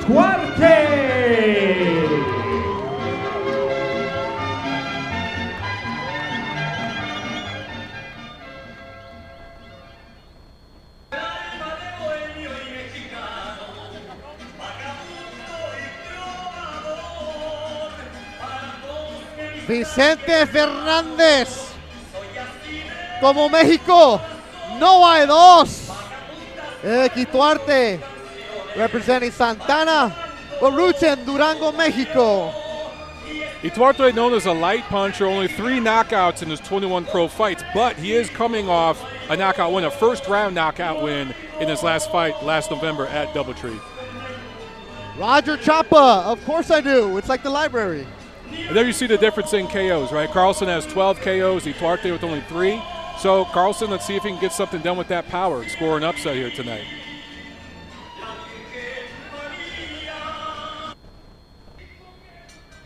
Well, ladies and gentlemen, our semi-main event of the evening is sanctioned by the North American Boxing Federation. The president is Craig Hubble, and our supervisor in attendance in the ring, Mo Noor. Judging at ringside, Daniel Sandoval, Marty Denkin, and Rudy Barragan.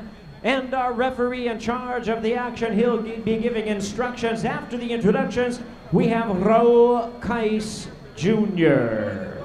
All right, fans, here we go. 8 rounds of boxing for the Junior NABF Featherweight Championship.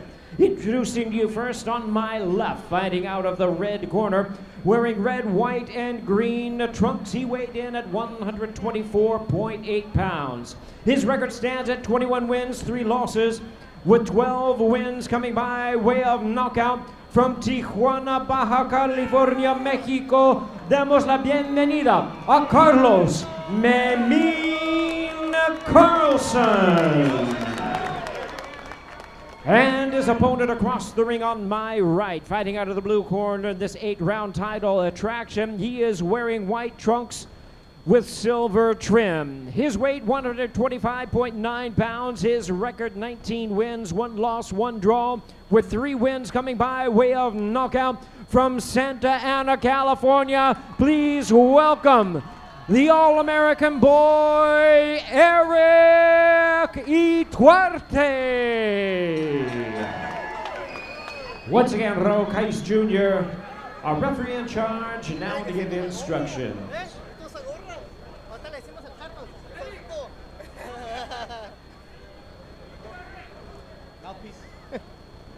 All right, gentlemen, you received the instructions in the dressing room. Know what I expect, a good, clean fight. Legal punches, here for you. Legal punches, here for you. Touch the left, touch both of you. Both of these fighters have a common opponent, Isaac Zarate, who beat Carlos Carlson in his last fight last July. Ituarte beat Zarate by split decision last May. Raul Kais Jr., third man in the ring. We're underway as Erick Ituarte in the white trunks. All-American boy, TKO boxing in Santa Ana. See the Durango in the back of his trunks. That's where his family is from. You see right away he goes to the body there. I like that. Carlos Carlson has lost his last 2. And he said his last fight when he got the decision against Dinamita, said he wasn't right. That after the Japan fight, that basically I partied for 2 months. They told me I had to fight. Like, I didn't train right. I was basically trying to lose weight. But for this one, he locked in, backed in nutritionist. He said, I'm right mentally. But right now, Erick Ituarte, 23 years old, is looking good. Looking good in the center of the ring. He's moving forward in spots. He's backing up in spots, setting up counter shots, traps. And you see the back of his trunks for Carlson. It says Carson, because the people who made his trunks messed it up. So he's not a Johnny Carson fan. It's I was just going to say. They just messed up. They forgot. Is my bout sheet incorrect or are the trunks incorrect? Yeah, they messed up. As the Ace of SoCal would say, Mexico. Again, Beto, you said it, not me. Yeah.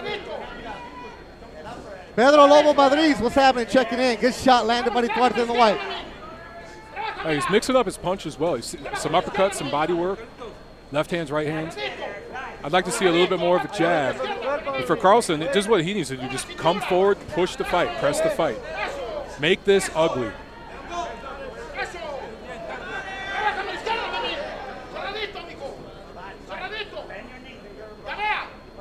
Next round, we'll be joined by world champion Danny Roman, less than a minute to go in the opening round. As this is our co-feature tonight. After this, the main event, Nicaragua's Roberto Arriaza against Juan Ruiz. And I think that's the one where you're going to be taking it all by yourself, Michael Montero. All right, I'm ready. Probably get you some people. Maybe Henry Ramirez come join you. That'll work. And Michael Montero will be keeping score for this fight. So throughout the fight, we will check in with Montero's scorecard. As we got a graphics crew that's going to put them up.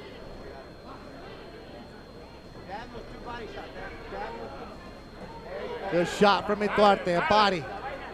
23-year-old. 10 seconds to go in the opening round. Ruckus, I'm going straight to the bar, baby. Can't take this anymore. This pop ain't working, Benny.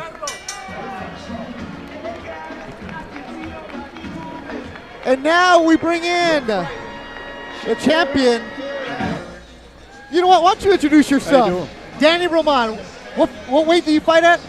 122 super bantamweight. Why don't you put that belt up? I was going to say, you got to show off the belt for the camera. Show it off for the fans. There it is. There we go. We'll get that up there. 122 pounds. WBA WBA, champion. yes. And you're going to be working on trying to get another belt from somebody else. Yes, sir. Hopefully we can unify after this upcoming fight if everything goes well. Tell us about your upcoming fight. When is it? Where is it? Who is it? I got a mandatory fight against Moises Flores. It'll be next month, June the 16th in Dallas, Texas. Texas. You're on the Errol Spence card. Is Showtime, I believe so, yes. Danny's like, I don't know who else is fighting. I'm fighting. He's just focused on his opponent. I like that. Focus on his opponent for that fight.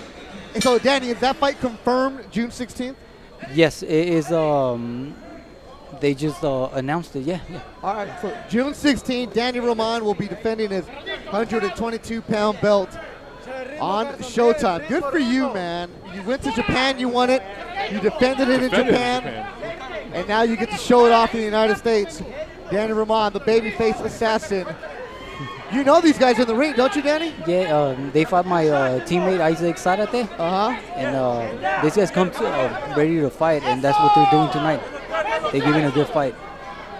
Now you fought in Japan twice. You're about to fight in Dallas. If you win that fight and everything goes the way you should and you defend your title, do you want to come fight back home? I would love to fight back home, but if I got to travel back and get to Japan, I'd love to. So it's more about titles at this point. Going for the other titles no matter where it is, whether it's at home or you got to fly across the ocean. Yes, I'm ready to fight everywhere, and I'm ready to fight the best. Danny, I'm going to say it for you. I want to fight where the money's at, right? Right? They call it prize fighting for a reason. I'll say it for you, Danny. Pay me. As Carlson is starting to turn it up right now. And Tijuanero with the red gloves coming out strong in the second round. Yeah, Carlson coming out here. Those Meals, Chef Alonso checking in, getting people right, making weight. As Ituarte answering back. That's a great good body shot. Both fighters wearing those Cleto Reyes, known as the punching glove. Good shot again by the Ituarte in the white. Danny, I know you fought some big stages, but what is it like fighting at the Doubletree Hotel? It's pretty exciting. It's not a big place, so you can hear everything everybody says. Do you really hear what they're telling you? Yeah, you hear certain voices, but like you can hear most of the stuff. Yes. Hey, is it true that the women are the loudest ones in here? Right? Like Las Doñas give the best advice, huh? Las Doñas, yes. Body work from both fighters. This is a very close round. This round's up for grabs right here. Danny, when you watch a fight, what do you think? I get excited. I wish it was me fighting there. You really? Yeah, because I see like you see the fight from outside. You see a lot of openings than what you do when you're fighting in like actually in the fight. Do you see yourself in the fight when you see an opening like, oh, shoot that, shoot the left hook, yeah, shoot the right hand? I'm like that the whole fight. Yeah. I think that's how a lot of fans are too, watching at home. But you actually know what you're talking about because you do it for a living. Some of the fans think they know better, but you actually do. That'll good. Danny Roman. So during the main event, You're going to come back and you're going to say with Michael Montero, I'm leaving. Okay. So you're going to come back and you're going to do the analyst job. You down for it? Yes or no? He's Come got on, this. Danny. He's got this. Come on, Danny. So the main event. The main event, come back and do one round with Michael. All right. All right. So Danny Roman will be coming back during the main Double event. duty tonight. You come out here, you do an interview, and then you call the fights. All right, so right now you can walk away, Danny. And at the main event, Danny Roman will make his analyst debut on Thompson Boxing. Exclusive right here on Thompson Boxing. Just one round, Danny.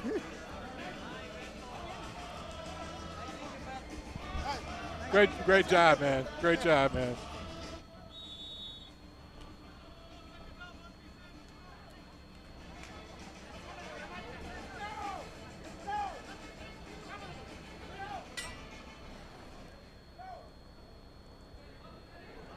Third round of action. A good one. That second round was back and forth action. Beth Duran, Michael Montero, and you on the Thompson Boxing Facebook page celebrating 18-year anniversary tonight at the Doubletree. Good shot landed by Ituarte. It was a good back and forth fight. That second round was very, very close. Could have went either way. Both of these guys are still jockeying for position, trying to make it their fight, and neither one's giving any ground. Talking with Hector Lopez, the trainer for Erick Ituarte, he said, we know that Carlson's lost his last two, so he's desperate. He doesn't want to fall into that trap of now you're a gateway fighter. You're an opponent. He said he knows that Carlson's going to come out super aggressive and go for that knockout, and they're going to try to get him later in the rounds. Maybe conditioning will be a factor. That's a smart play, but if you're going to do that, you got to go to the body. And right now, I don't see Ituarte doing that. Right now, to me, it's Carlson pressing the fight.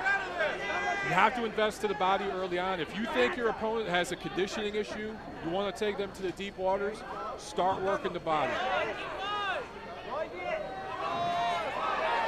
As he turns around, Faiz Jr. warning him right away. And I don't know why he's doing that. The ref should not be warning Ituarte. Carlson turned his back. You protect yourself at all times. You turn your back, I'm going to punch. I don't see anything wrong there with what Ituarte did. Miguel Zurdo desde Culiacán, Casa de los Tomateros, checking in. José Ramírez desde Honduras.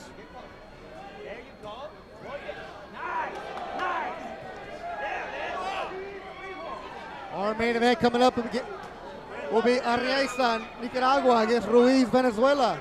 But right now we got a good one as they both hit behind the back. This one could get out of control. Just the way both guys refuse to give any ground here and are still trying to establish themselves in this fight as the boss. And neither guy's really made themselves the boss yet. It's back and forth action, so there's definitely a chance this could get a little chippy as the rounds progress. A pro Ituarte crowd chanting Erick. Ituarte 19-1-1, only 3 KOs.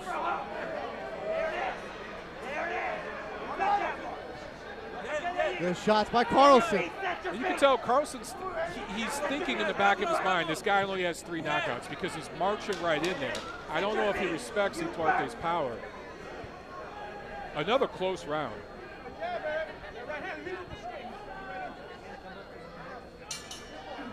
Down with 3.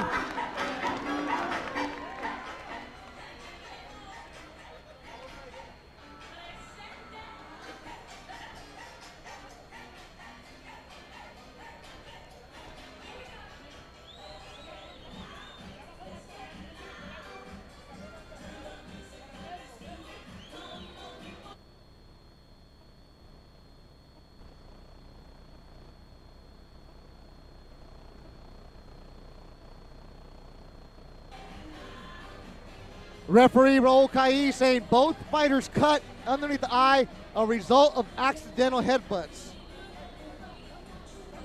Not at all surprised. Again, both guys jockeying for position, trying to say I'm the boss in there, lunging forward, explosive movements. You're going to get that. How do you react to that blood? That's the question.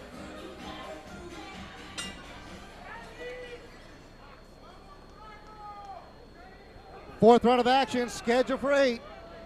Beto Duran and Michael Montero. Now you sound like my grandma, Mikael. Mikael.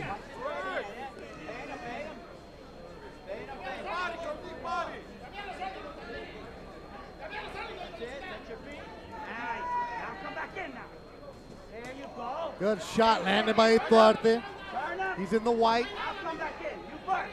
Desde Durango, you see that on the back of his trunks. Just like our good friend Don José Vitela, el músico. Como siempre, saludos, Don José.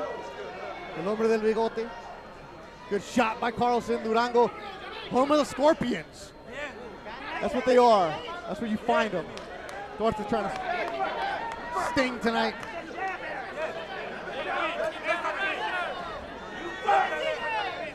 Good right hand landed by Ituarte. But Carlson just stands there. Yeah, that's what I was just going to say, Beto. It's a good, solid right hand, but Carlson just moved right through it. He didn't back up. Carlson said he's right mentally for this fight. He definitely looks dialed in. I mean, both guys do.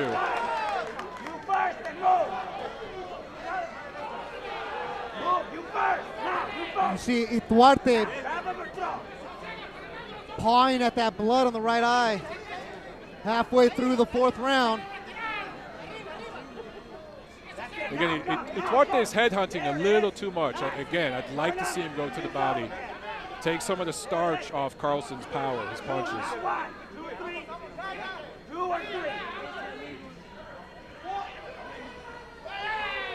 Joe Serrata, I'm with you, man. This is a good fight. It's only going to get better.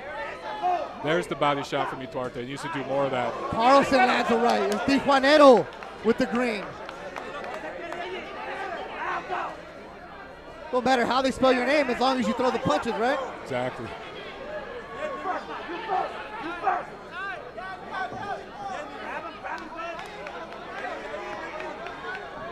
Ace, I already asked for the hat, bro.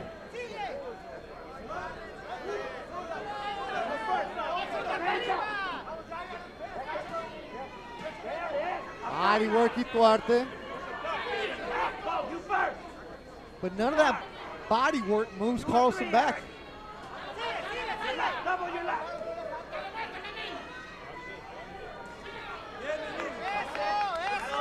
Carlson really dialed in, really focused. Good shot from Ituarte. A close round. Yeah, that was enough close round. Ituarte might have just stole it with this late rally here. Another good shot right at the bell.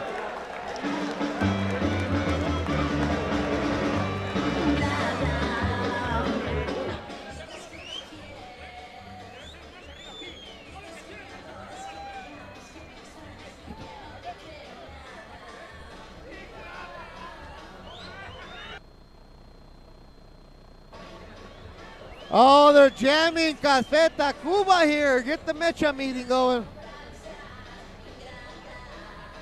All right, where's everybody checking in from besides Guru and all of Montero's groupies? Because all you guys are on the Facebook talking about the Haney fight. Well, why don't you go there and talk about it? Exactly.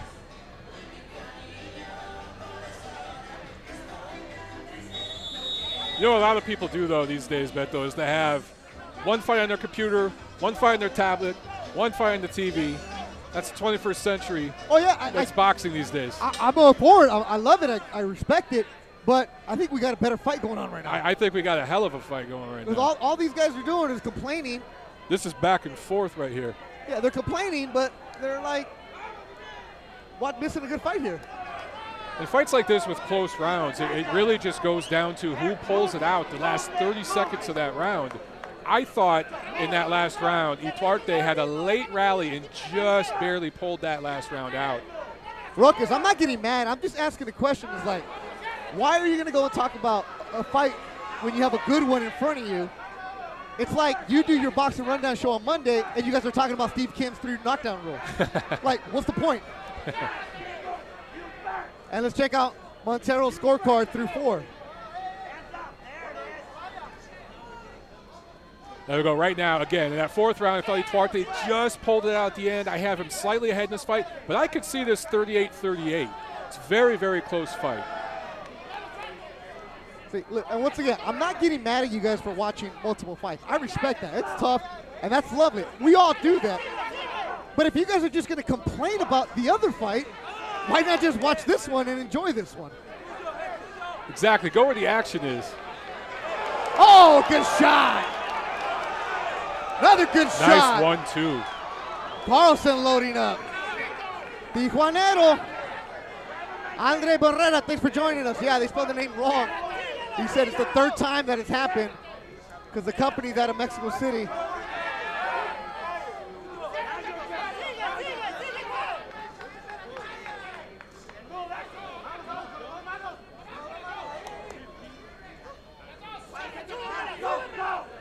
This is a true phone booth fight, man. This is a good old school back and forth fight. Mambin is his nickname. It was actually the nickname of his older brother. After Penguino Mambin. When they saw him, they're like, hey, you're the little brother, and it just stuck.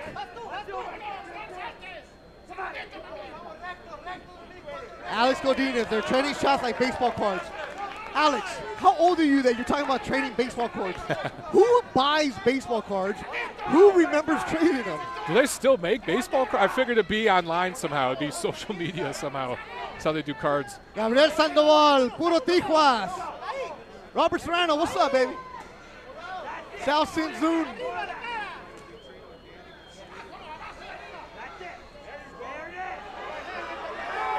Now it's getting rough in there.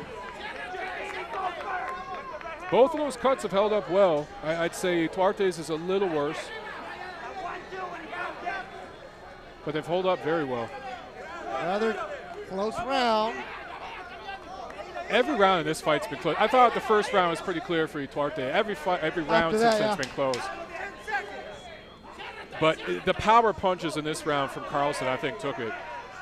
He landed some good power shots. Alex, of course I know what I'm talking about. I work in sports, man.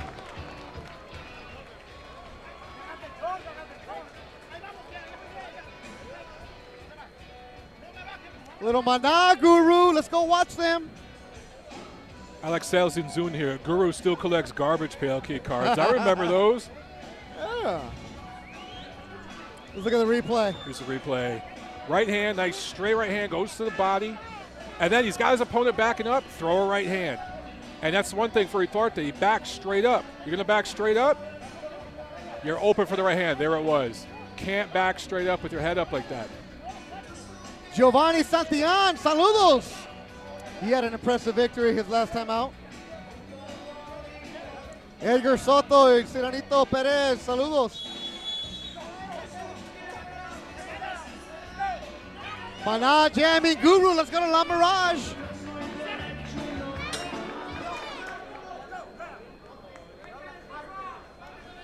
Cano Salinas, saludos desde Matagalpa, Nicaragua. We're in the sixth round of action. A tight one between Carlos Carlson, who the last time he was in this building lost on decision, to Isaac Zarate, and he's looking good tonight, just like he said he would. Jesus Sandoval, you're right. The Tijuana fighter is hungry. You can see it in him. Absolutely. And he's pressing the fight. He's the one coming forward, pressing the action. He's eating some shots here and there, and that's why I have scored a few rounds for Ituarte. But the body language in this fight, Carlson is the guy moving forward. Now, Ituarte has done a good job in the start of this round catching Carlson as he lunges in. If you're Carlson, you got to work behind the jab. You can't just lunge in. You've got to work. You've got to work your way in. Gabriel Perez, they're not haters. These people, they're just chillones, man. Pedro Rivera, el Auditorio Municipal Tijuana. Danny Espinoza and Esteli in Nicaragua.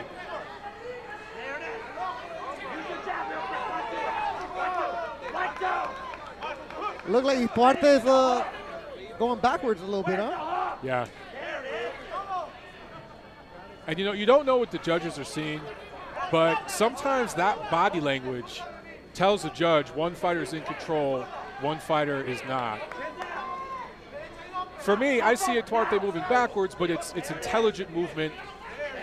He's trying to set traps, and I think he's doing a good job in this round again, catching Carlson coming in, but that body language of moving backward.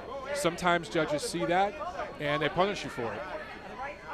Robert Serrano, congratulations to you. Baby Dominic was born May 8th. Congrats on the tax write-off, baby.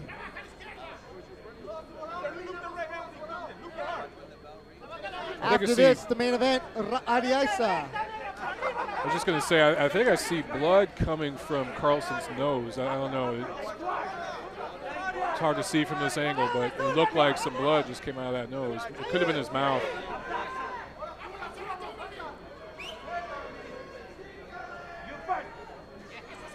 Carlson still working.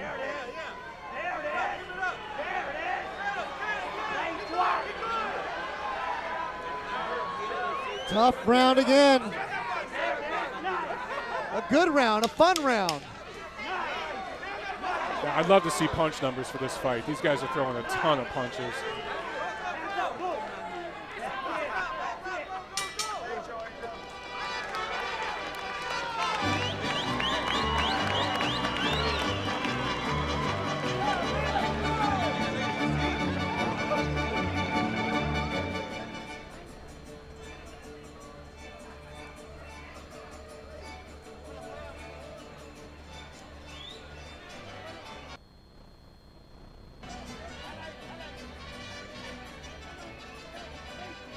Oh, our favorite teacher, Francisco Salazar, checking in at 8:05. Soccer coach at Wainimi High and Oxnard College. Writes for Boxing Scene, Ring TV. And of course, Blanca's husband. He's now father, Francisco Salazar. Appreciate you checking in.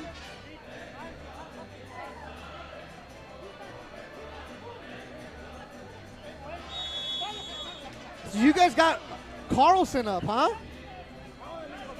I could absolutely see that. It really depends on how you score those close rounds. Yeah. Sounds like, or reading like everybody on the face, has got Carlson up as we head to the 7th round. Chuy Sanchez, Ruben Torres, 2nd round KO, Mario Hernandez, 3rd round stoppage. Right now, Carlos Carlson, even though it says Carson on the back of his trunks, in a tight one with Erick Ituarte.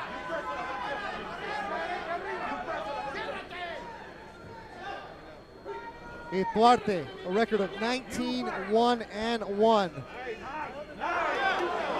But doesn't have that punching power. I mean, he just landed a very solid counter left hook, and Carlson didn't even budge.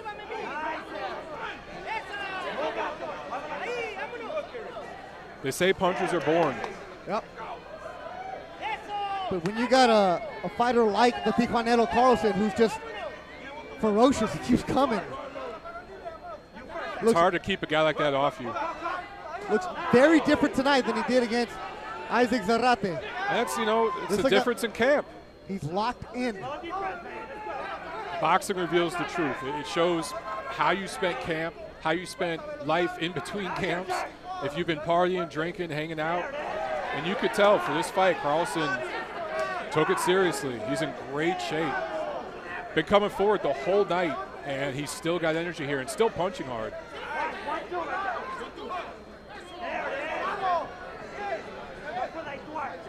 Norm Boger watching him Buckeye. Buckeye where? Arizona? Ohio? From The Ohio State University? Good shot by Ituarte. That's a great scoring blow for the judges. But for Ituarte, it's also, a little bit of a letdown because he lands a clean shot like that, and Carlson walks right through it. So psychologically, that does have an effect. You hit a guy with your best shot this late in the fight, and he walks right through it. That plays with your mind a little bit. Ituarte responding well, though, coming forward here, landing more shots. This is what he needs to do. House of Boxing, Carlos Barragan checking in. Barragan family. One day I would like to meet your sons. Norm Boger's in Arizona, we just found out.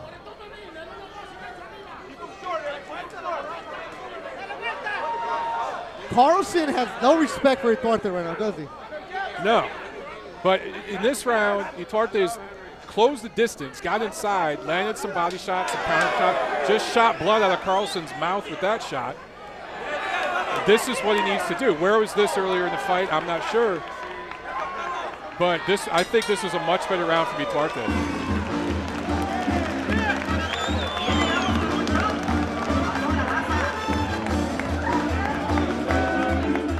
Here we go in the replay. Nice overhand right there. And he just walks right through it. He just comes right back to Ituarte. Carlson does. Boom.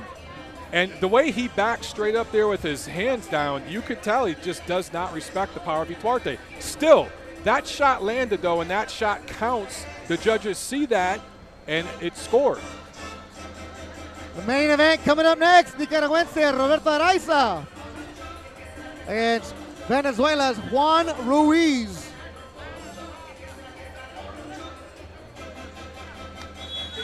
Now, for my money,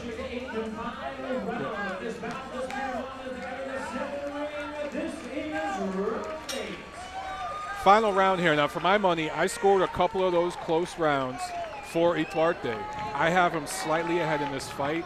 Carlson needs to narrow the gap and have a big round here on my card. But I could very well see some people having Carlson ahead right now. It just depends how you score those close rounds. Eighth and final round of our co-main event tonight. It's been a good one between Carlson, El Memín de Tijuana, Erick Ituarte, Durango Roots Santana now, TKO Boxing. Grind it out, back and forth.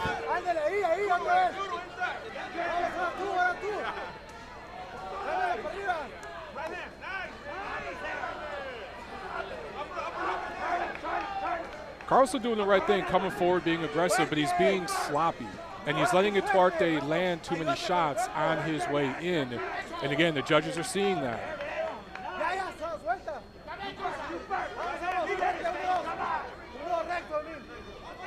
Both these guys tired. This is the one final round where you see what these guys have deep in the tank, how much they can dig in, what kind of camp they had. What kind of heart they have. I mean, they've thrown so many punches. They've eaten a lot of shots, both of these guys, upstairs and downstairs, and they're both coming forward throwing hard here, showing their heart, showing that they're in tremendous shape. And Carlson looks tired right now. Yeah, he's huffing and puffing here. And that can be persuasive to a judge. Absolutely. They see that mouth open. Blood they from the see mouth blood of Carlson. coming out. Just caught a shot there, backing straight out. That was a rabbit punch right there. That was another one from Carlson. Interesting, the ref was letting that go. But earlier on, he stopped Ituarte.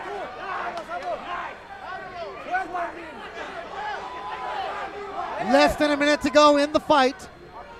Ituarte, Carlson putting on a good show for you on Facebook. And the corner of Carlson said, let's go, Memín. Con todo, you heard that with everything.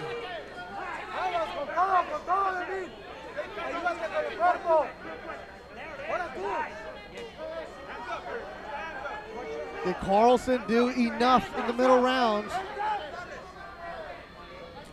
You know, he did some really, really great work in spots. I just don't know if it was consistent enough through the rounds. And Ituarte very intelligently would have little rallies at the end of the rounds.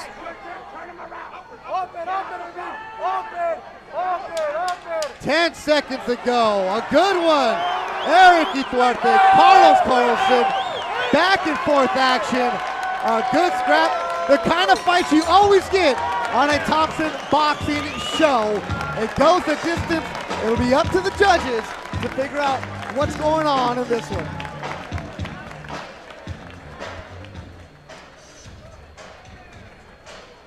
Woo, how do you guys have it on the face?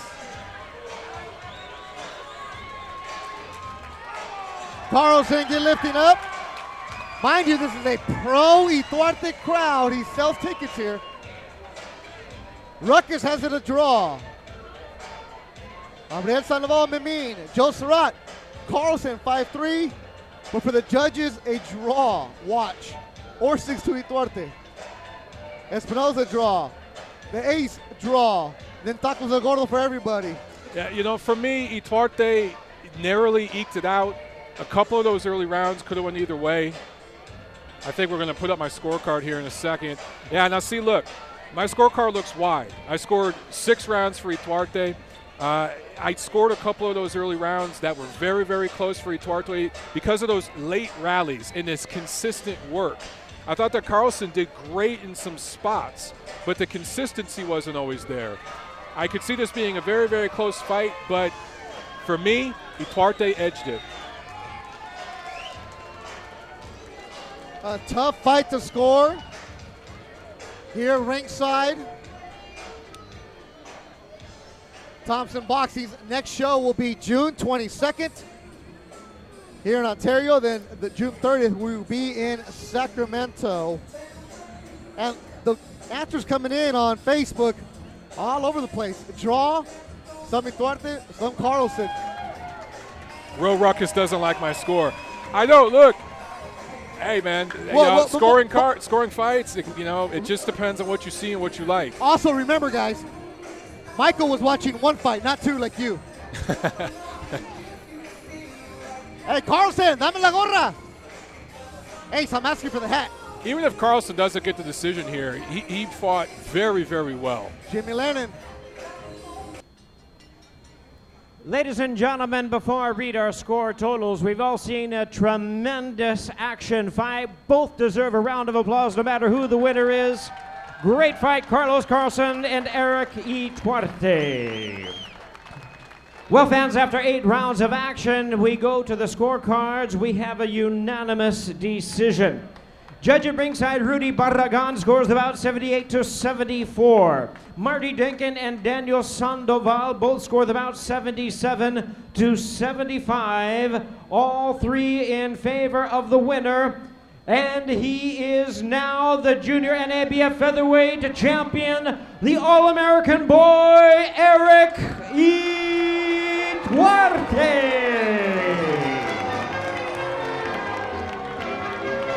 Unanimous decision for Erick Ituarte. Regardless of how you scored it, that was a good, fun fight, a good scrap. Erick Ituarte now improves to 21-1. Carlos Carlson loses his 3rd straight fight. He is now 21-4. This was a great fight from both guys. And for Ituarte, a great experience for him. And for Carlson, he showed that he's definitely not an opponent. He's not just a guy. He was in there, he was competitive. You could make an argument for a draw. But again, I think the judges saw it the way I did. The more consistent work, the cleaner shots were landed by Ituarte. You can make an argument the harder punches, especially in spots, in little pockets, little bursts of energy, were from Carlson. But overall, the more consistent work from Ituarte, and I thought he carried it out. I agree with the judges. Well, this time I got to go catch a flight because I will be at Turning Stone tomorrow for Saddam Ali and Munguia. So I'll be doing the international call for that. And as you know, with Thompson Boxing, we like to end our fights after midnight. So the main event coming up right now. So Beth Durant saying goodbye. Keep going on the Facebook. Michael Montero will take over with some special guests. Well, right now, past, present, and future. 18 years of Thompson Boxing Promotions. We're celebrating the anniversary tonight, and we got a sweet video coming your way.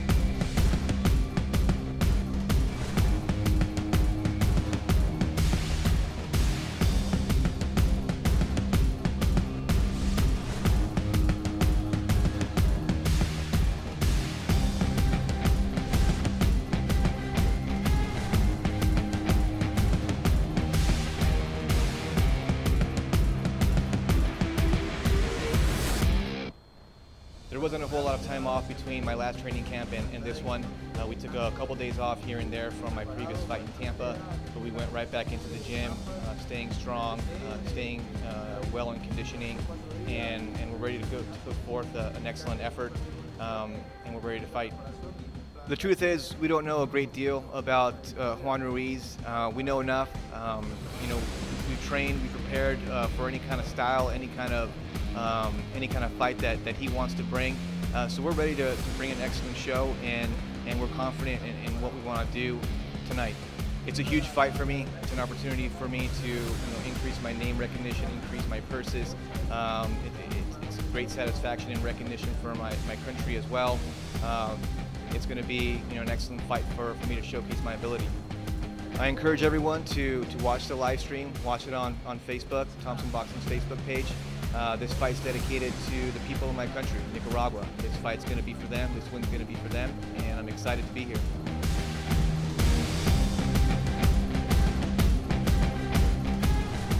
I'm very fortunate to have this interview. I want to give thanks to God first. And my training camp went really well for this fight, and we're ready to go. Roberto's a good boxer. He won the Intercontinental Championship recently, and I'm here to take that away from him. He prepared well for the fight. I prepared well as well, and we're going to give out an excellent performance tomorrow night.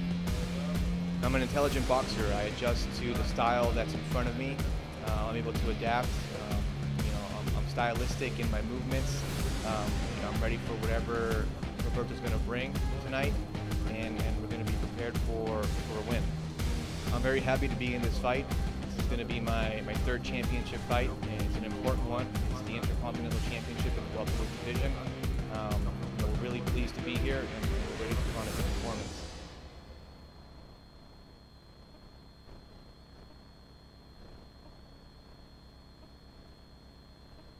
Please welcome the boxers as they make their way to the ring. First joining us to the red corner from Caracas, Venezuela, please welcome Juan El Niño Ruiz.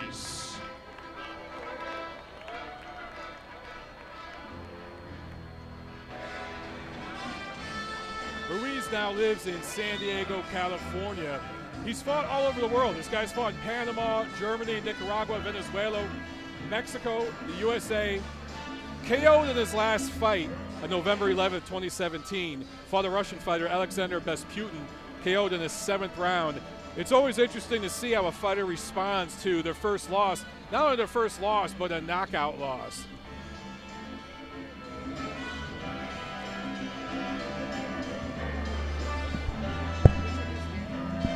All right, guys. Michael Montero on the call here, about to jump out with me, calling this main event, the WBA Super Bantamweight Champion of the World, Danny Roman. Danny, how you doing, man? I'm doing pretty good. Just a little nervous. Yeah, didn't think you'd be calling a fight tonight, did you? No. I was surprised. But hey, man, you're getting some experience. Maybe this could be something in the future you do. Who knows? And this is easy. This is what you do for a living, so you're just watching what these guys do.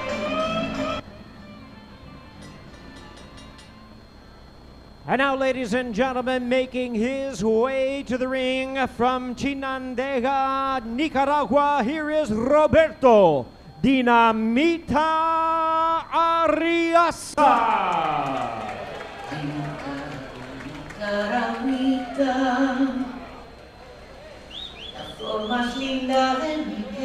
Arriaza, 3 straight knockout wins. Not just regular knockout wins, first round knockout wins.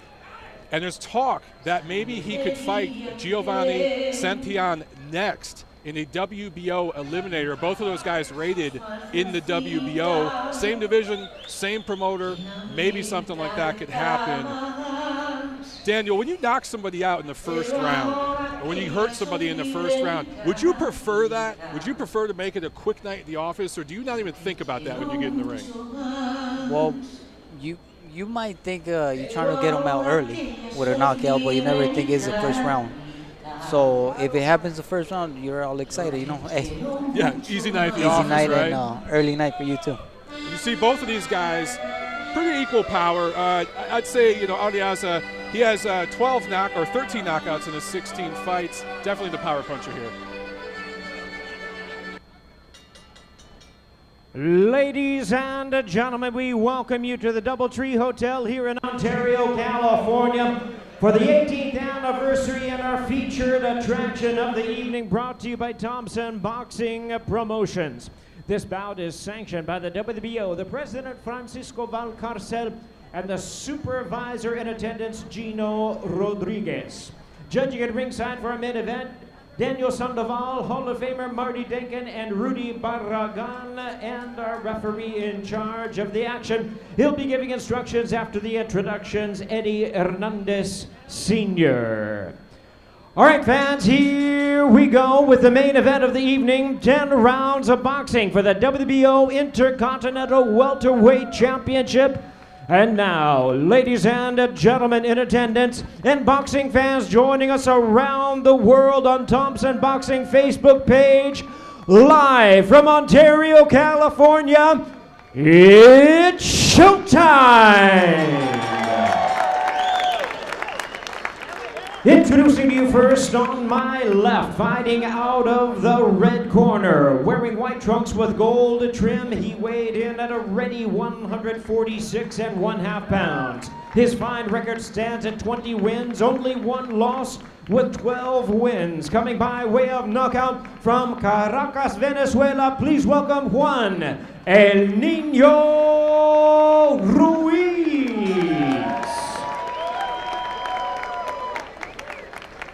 And his opponent across the ring on my right, fighting out of the blue corner, wearing blue trunks with white trim. He weighed in right at the welterweight limit of 147 pounds. He is undefeated in his campaign in the ring with a record of 16 wins, no losses, 13 wins, coming by way of knockout from Chinandega, Nicaragua. Please welcome the undefeated Roberto Dinamita Arriaza. 10 rounds of boxing for the vacant title. Once again, a referee in charge, Eddie Hernandez Sr., now to give instructions. As I mentioned before, Roberto Arriaza, 16-0, 13 knockouts. Juan Ruiz, 20-1 with 12 knockouts. Arriaza, a few years younger, coming off those 3 straight knockout wins. Daniel, could this possibly be a trap fight for him? Could he, maybe be looking ahead to future things? He's rated number 9 by the WBO. How do you prevent yourself from getting caught in a trap and not taking your opponent seriously enough? That's not always good. You got to take everybody serious because you never know what can happen inside the ring. So I hope both of them are well prepared because it's not just in any fight. It's a moving rank fight. Right. Last fight was outstanding. How did you see that one? How did you score that one between Ituarte and Carlson? For me, it was a really close fight. Absolutely. All right, here we go. Main event underway.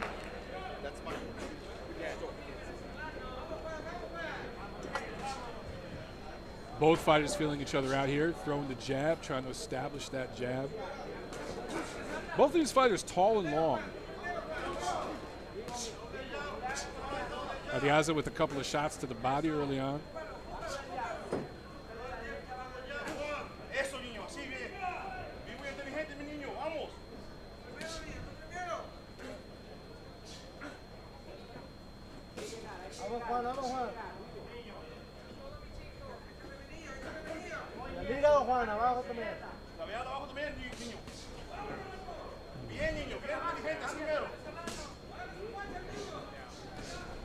Right now, see Arriaza doing most of the punching. Ruiz, it seems to just be covering up. Maybe he's respecting Arriaza's power, Dan. Usually it's the first round. They start warming up, checking what the other opponent got, and I think that's what Ruiz is doing, checking what Arriaza is bringing to him.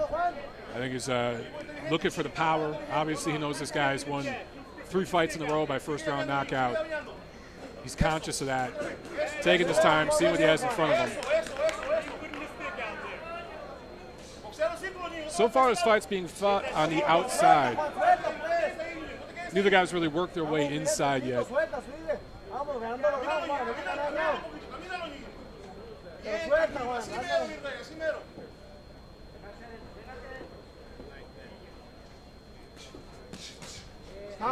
Good body shots by Arriaza. That's what you do when you have your opponent backed up on the ropes, right? Yes, Dig to the body. You go for the body. We're about 2 minutes into the first round of our main event. Roberto Arriaza, number 9 rated by the WBO, and Juan Ruiz, 20-1 with 12 knockouts, coming off his first professional loss last November, where he was stopped in 7 rounds.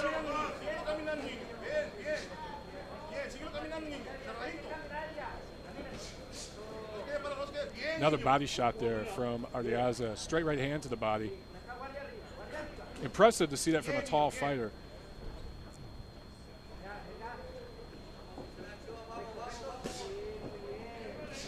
I don't think we're going to get a first round knockout this time. I don't think so. They're checking each other out. And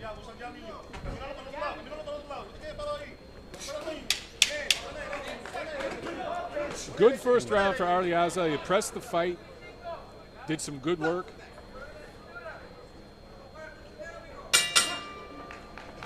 One round in the books. So, Danny, camp for your next fight. Camp for your next fight. How's it going? And are you happy to be fighting in America? I mean, the traveling over to Japan, did that get old, or did you enjoy your time over there? It gets old, right? You give too many advantage. So, but it's a really nice country. I like it. I would like to go back. I would like to fight this fight. I'm fighting back home, and I'm excited. You know, and maybe in the future we'll go back to Japan or any other place we got to travel to. Well, a lot of the fighters, the top fighters in your division, in and around your division, are from that part of the world. Mm-hmm. So you said you'd go back, but if there were title opportunities for you, whether it's Japan, whether it's France, Germany, the UK is really hot right now, I'm sure you'd be willing to travel there too, right? Yes, I don't mind. I'm ready to fight everywhere with anybody. What is the main key, do you think, to traveling to another country to fight like that with Japan? Is it getting there early enough to adjust to the time change?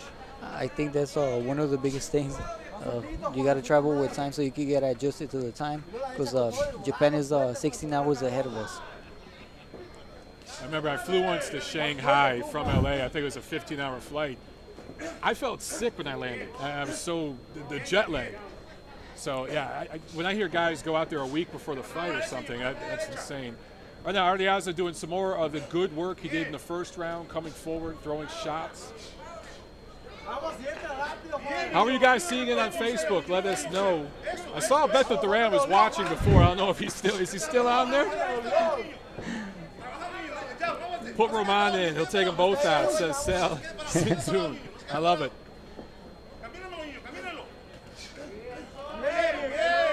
Andre Barrera, Inoue, the best fighter in Japan's history. Watch. What do you think about Naoya Inoue, the guy that called him monster? He just moved up to bantamweight, and there's rumors, I believe he's going to enter the new World Boxing Super Series tournament at bantamweight. Have you seen Inoue fight? What do you think of him?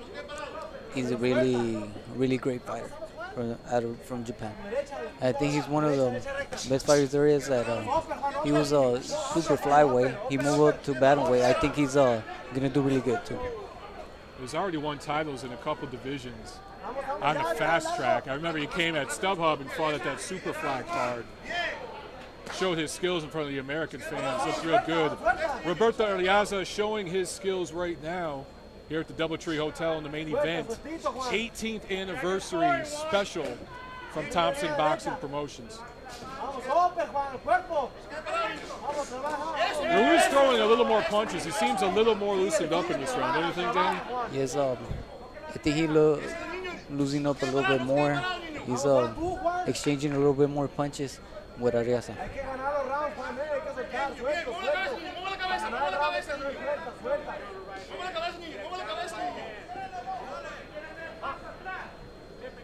Alex Godinez, Ruiz slowly dropping his hands. I agree.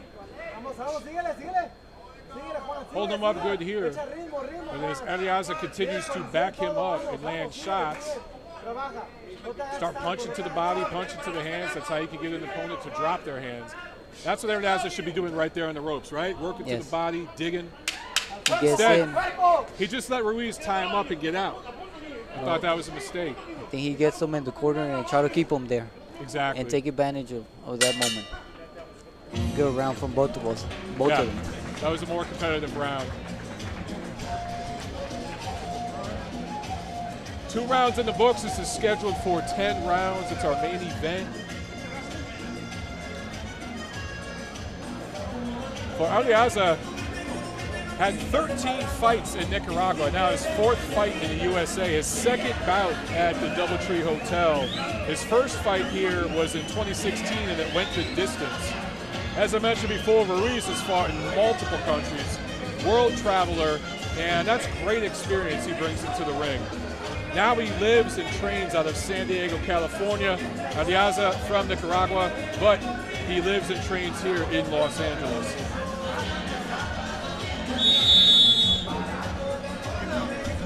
All right, Daniel, it's been fun, man. Good luck on your mandatory fight. It's in June 16th? June 16th, Dallas, Texas. All right, brother. Good luck and great job tonight, man. Who knew you were going to call fights with us? It was fun, man. Thank you. See you around. Danny Roman, ladies and gentlemen, fighting, defending his title June 16th, Dallas, Texas, WBA Super Bantamweight Champion. You won't find a nicer, finer young man in this sport, a true gentleman. The kid has all the potential in the world. Right now we're watching in the main event, Roberto Arriaza, Juan Ruiz. This fight started technical, very, very technical fight. Both fighters starting to get into a rhythm a little bit now. You see him loosened up a little bit, the sweat's flowing. After the action we saw in the co-main, I'd see, this is a bit of a letdown in the way for, you see an action-packed back and forth fight like that. And you go to this fight, it's more technical. But in this fight, what you're seeing a lot of is great technical skill. Both guys doing some good work, but for my money, Arriaza is doing the better work more consistently. Ruiz, though, more and more in each round, holding his ground a little bit, showing that he's not here to just take an L. He's not here as an opponent. Alex Godinez, this is just a live edition of TNC. I love it, brother. You know what? You just won comment of the night with that. I love it. I'm going to go ahead and plug my show, TNC, The Neutral Corner. Every Monday, it's the podcast I do on my channel. You can see the YouTube version on Montero on Boxing, the YouTube channel. But also, you can find us on Stitcher, on SoundCloud, and on iTunes.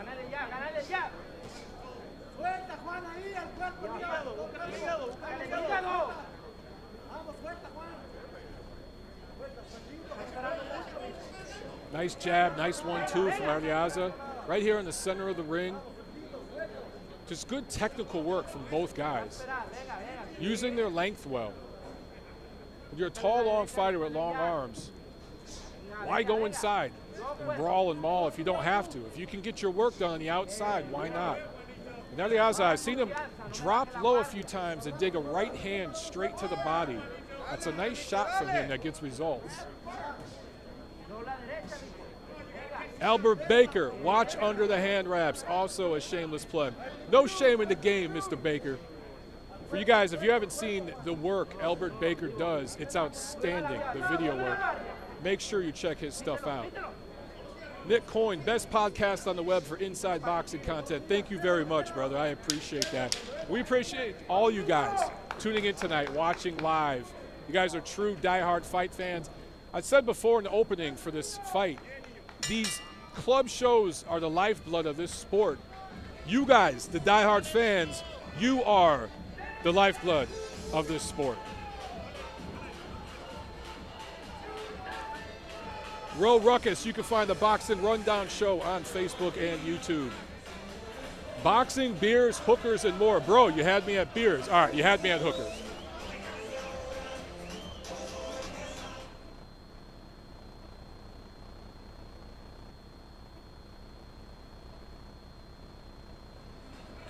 so I can tell. Guys, heavyweight LaRon Mitchell is going to come join me and call some of the action with me as well. Who knew you guys were going to get some fighters calling the action tonight along with me? Hey, it's the 18th anniversary of Thompson Boxing. You got to have some fun. Mr. Mitchell, you ready to call some fights, sir?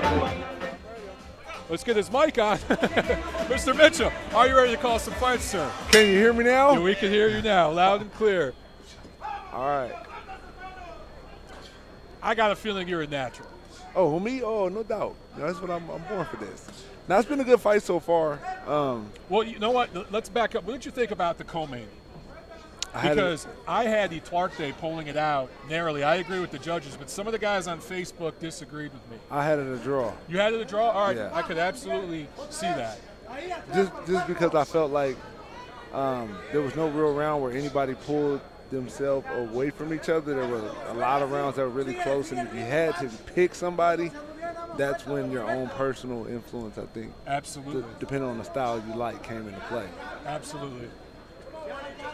Nip and tuck battle in that fight. This fight right now, for me, is being controlled by Arriaza. I think he's doing the better work. Ruiz is accounting well for himself, getting some shots in there, but Arriaza, to me, is making the fight happen. Yeah, and it seems almost like Ruiz is fighting to survive. Like, I'm not going to get knocked out. I'm not going to get hit with anything clean, but I'm not going to open myself up and try to attack as well either. And it goes like, if you look what he's doing, he'll defense, and he'll poke something in there. It's not like he's trying to really score. See that little jab? Which exactly. is like, let me just try to get this dude off me, because he threw 1, 2, 3, 4 shots, and then he threw one to the body. That was a nice double jab right there. He actually stepped into that one. Oh, yeah. I think he heard you. I think he heard you, man. Now, he's not no pushover. You can look at his record and tell he knows what he's doing. Absolutely. But I just think, you know, if I had to pick and just on paper, he's at a disadvantage. You can even look at the two fighters. One looks a lot bigger than the other. Yeah, I think that's a lot stronger. Just looks like the stronger fighter in there. His shots seem to move Ruiz. Oh, yeah. See, he's got it here in the ropes, lands some good body work. Ruiz ties up. Yeah. Arriaza, he's turning. Right, he's really getting turning into him. a little too over anxious on that one. Yeah, he wants to get him out of there. But his work rate, he's able to push.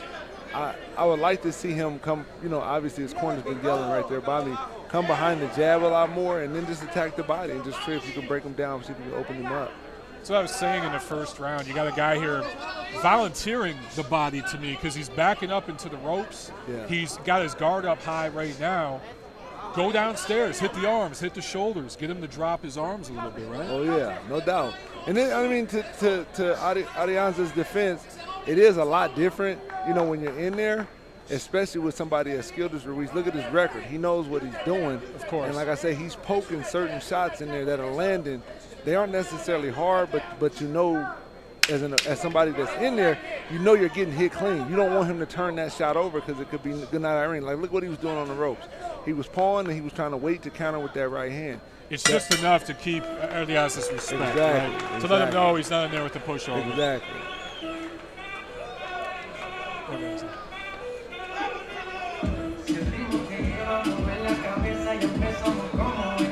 Ruiz is coming off a loss in his last fight. That was his first pro loss, and he was stopped in that fight. Do you think psychologically that might have an effect on the way he's fighting right now? Or is it possibly Arriaza, you know, with all the knockouts he's had, is that playing in his mind too? It could be a combination of both. 16 fights with 13 knockouts. There have been some guys that he's hit, and they were, you know, they had that what the heck moment. Right. And with Ruiz, he hasn't had that yet, but he's not going to have that. He doesn't want. I don't want that what the heck moment, because if he got knocked out, Ruiz just experienced it. So his whole goal is to not have that happen again.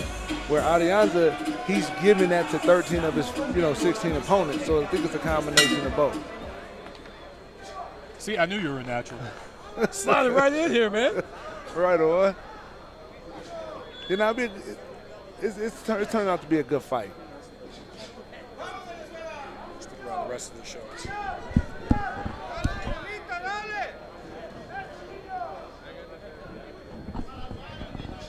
Round 5 of our 10-round main event. So far, it's been all Roberto Arriaza. Yeah. Coming forward. Nice combinations with both hands, right? Yeah. Good to go. And that's what I say. In fights, Ruiz will show flashes of his skill set. Like right there, he just doubled up, after a straight. But then he goes straight back, and he's trying not to get hit.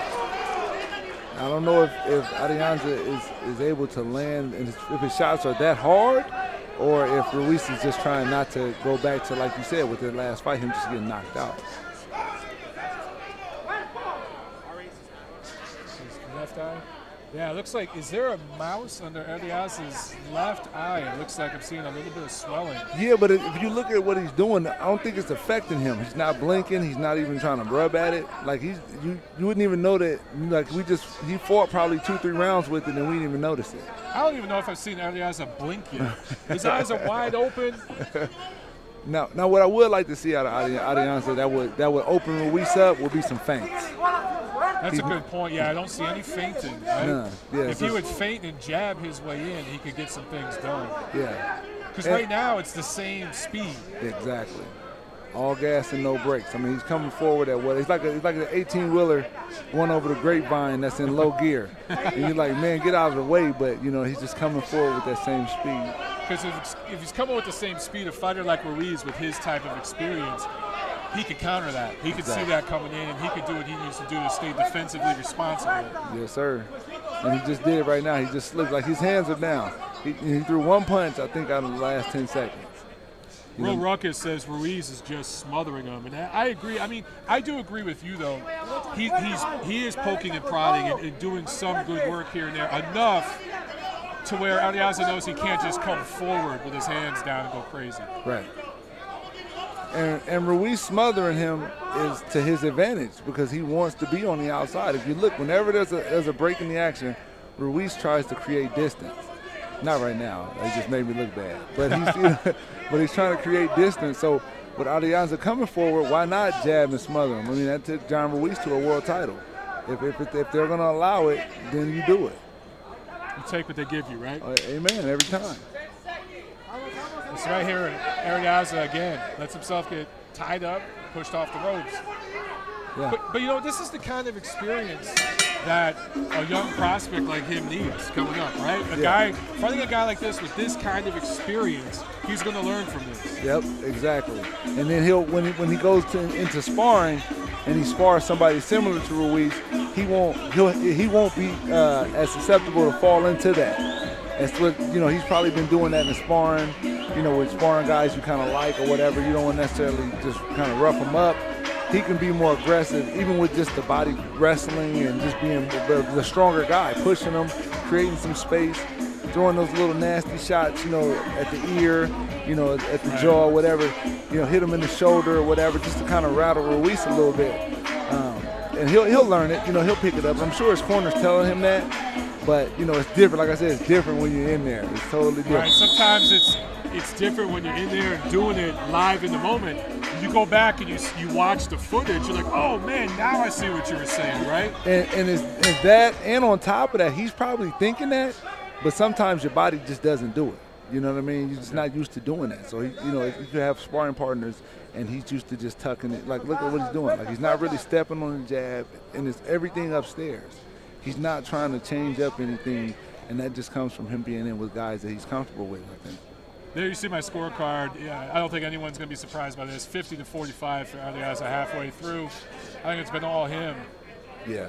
If they have a different scorecard, it's because they like Ruiz. Maybe Ruiz family and friends are scoring a fight. Oh, we just got some sweat on us here, guys. Right. But he's Ruiz, I got to give him credit. He's still in there. Absolutely. Yeah. And I think if Arriaza were to slow down a little bit, I could see Ruiz try to step on the gas, but he still looks like he's still going strong. He's able to create this. He fights when he wants to, so his gas tank's on full right now. Yeah, I don't see. Arriaza's not having to really exert himself. He's not having to really work his way forward. Ruiz is offering it up to him. So I think he could go 20 rounds tonight fighting like this. Exactly. And he's not paying for anything. He's just able, like Teddy Atlas says, he's able to walk in the front door without paying. Ruiz is not sticking any jabs. He's not poking any straight rights. He waits, and then he'll react instead of him acting. Okay, there is that mouse under the left eye. You just saw, right? When he came over here. So Ruiz is getting some good counter shots in there. He's made him pay a little bit here and there, but it's just not been consistent enough to be even close to winning a round on my card. Right. What I would like to see Ruiz do that could possibly change this is watch after an exchange. He circles and he goes all the way back to the ropes. What I would like to see him do is circle just a little bit and start fighting again. Watch, he'll circle and he backs all the way up to the ropes. Yeah, exactly. I would like to see him turn him and try to pin Arias, or try to create the fight, make him work a little bit more because he's in his comfort zone. He can, like you say, he can go 20, 30 rounds like this tonight. Make him turn that pace up. And one of the first things you learn in the gym is you don't back straight up. No. You move to the side. And it's small little half movements. Yeah. It's tiny little angles. And Ruiz has the footwork. He has the skill and the craft. If he would back up a half step, turn sideways and start jabbing, he could get some things done. Exactly. Or just let his hands go. Like he landed a nice double jab straight, and then he didn't do anything else. He could have came right behind it with another one, or even a double jab or jab straight hook, something just, or even a feint, something just to throw him off. But he just did it, and then he backed up. Like, okay, you win. And to me, I think the judges see that, and they see body language of a fighter. As you said, LeBron, it's just in there to survive. Yep. And Arias, he feels and senses that. There's no need for him to go to the kill, go for the kill. Why would I do that and put myself in a chance when I'm winning this by a wide margin? So let's just keep going what works.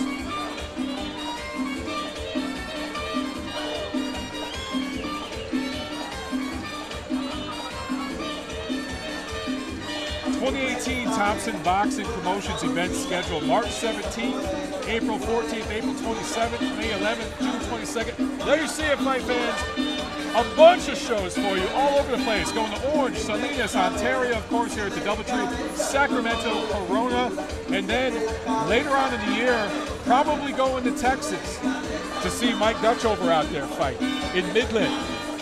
And this was his words, not ours. Midland, middle of nowhere. Not in a bad way, in a good way. All you guys can come out and see him once Thompson Boxing brings the show out there to Midland, Texas.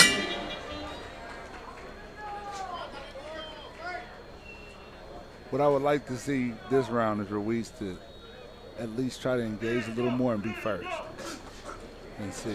But when you get hit shots like that, you want to get out the way. Yeah, it discourages you real quick. Oh, yeah, every time. And at some point, he's got to get Arias' respect, right? Now, he's gotten his respect here and there just to create distance, but he's not really stopped him in his tracks. He hasn't really pushed him back at all. Right. And I would even probably go a step further to say it's not necessarily that he's gotten his respect. He's been able to make him think on a couple of occasions, because he's not even really, like what he's doing right now, he's a much better fighter than what he's doing, but he's just doing what Ruiz is letting him get away with, so why put himself in harm's way? He's coming forward, he's picking his shots, and he's getting, he's not paying for anything right now, so why mess with it? If it ain't broke, don't fix it, right? Not at all. Sometimes in a fight you can just kind of understand, I'm going to win this one by decision. Yeah, he sensed that from the first couple rounds, probably, right? Yeah. I know a lot of people, when I was, they were asking me about this fight when they found out I was going to call this card. So how many rounds you think this is going to go? I said, this is going to go rounds. It might go to distance because of the style Ruiz fights in. And I think a lot of people, they'll go to BoxRec and they'll see, Ruiz lost his last fight by knockout. And they see that, and, this guy Arias has won 3 in a row by knockout, and they do the math there. Right. But as they say, styles make fights. Yeah. Right? Yeah. And I think with this one, I kind of predicted before it started it would be a decision anyway. When I was sitting over there, I was like, I think this one will go all 10 rounds. But I thought it would be a little bit more of a scrap. But it could just be me. I'm human. And the last fight that we saw, yes, that energy carries over. You know what I mean? Yeah. So you kind of already knew there was no way they would be able to match up to the last fight. Yeah. That was a great fight. Exactly. He's turning it up now. Why not? Yeah, exactly. I still say he should go to the body wall. He's headhunting. Well, he's getting work he may stop him. I don't know. Backing him up. Something landed. He's still slipping. Ruiz slipping a lot of these shots here on the ropes. I think he should double up on his punches. if he doubles something up, then that second one will land. Arriaza kind of smothered his work. He got a little too close there in the corner, didn't he? Yeah.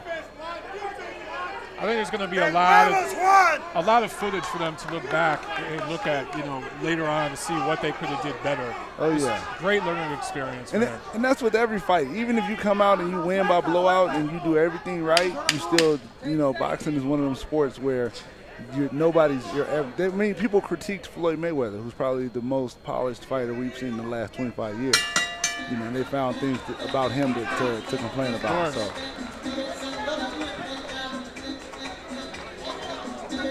7 rounds in the books, 3 rounds to go. Coming up on the 8th round here.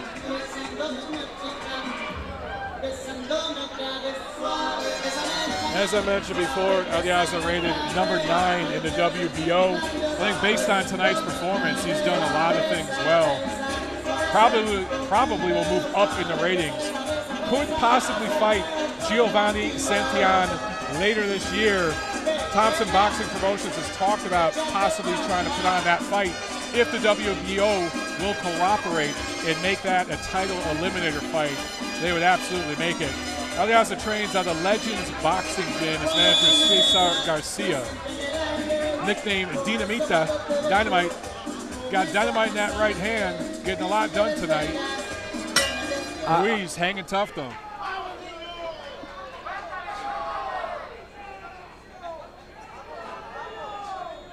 I'd like to see Arriaza press like he did for that short period in the last round, and see what he can make come from that. And it may wake Ruiz up too, because he's got some skills. You can look at what he's doing. He knows what he's doing. You can see the skill set there. Oh yeah. He definitely seemed buzzed in that last round because he backed straight into the ropes. He looked a little wobbly. But he's recovered well. Ruiz, real professional, veteran fighter, knows what he's doing in there, can definitely handle himself. Oh, yeah. And that comes from, a lot of that comes from being in good shape, too. And as you can see, they're really both in really good shape. These guys are in great shape. Yeah. Something slipped in that last round. I wasn't sure what it was, but.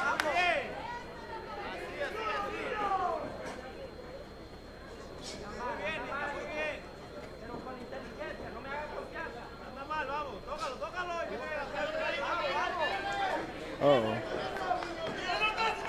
Good exchange there. Yeah. But Ruiz landed a good counter shot, but he has to walk right through it. And it's because Ruiz isn't really turning over on those punches, right? He's just kind of, as you mentioned before, just pot shotting here and there. Exactly. Give himself some distance, give himself some time. Now what I like to see is Arriaza, when he gets him against the ropes, put something together and finish to the body. Exactly. That's what I would like to see. I've been saying that since the first round, brother, because I really think that's how you slow a guy like this down and how you get the head to open up. Yeah.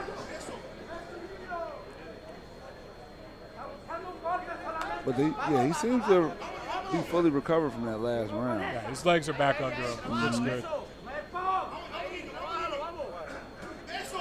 Nice double left hook from Ruiz, went downstairs and upstairs. Yeah. Yeah, they both know what they're doing in there. Doesn't see the good slip. I would like to see him come back with something. Everything his coach has already told him. But like I say, when you get in there and the bullets are coming at you, it's a totally different story. So I can relate to why both of them aren't necessarily doing everything right now. See, right there. He kind of came back with something. He did, but that little small hesitation was what allowed him to get out of the way. Nice jab to the body. And as you can hear his corner yelling go, because they're telling him to turn it up. He's laying back too much. And they're both in the firing range. Both in exactly, they're right there in range. Yeah, this fight is being fought at range. Just not enough consistent punching from Ruiz. Oh, there you Good go. shots right there, though. This might have been his best round. Yeah, I think so. If you were going to give a round to Ruiz, that was it.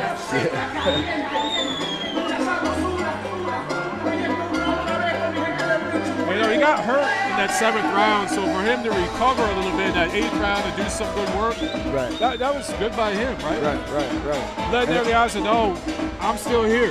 Yeah, and it shows, like what I had mentioned earlier, You know, Arriaza being 16-0, 13 knockouts, a lot of guys would have gone into that mold and would have folded.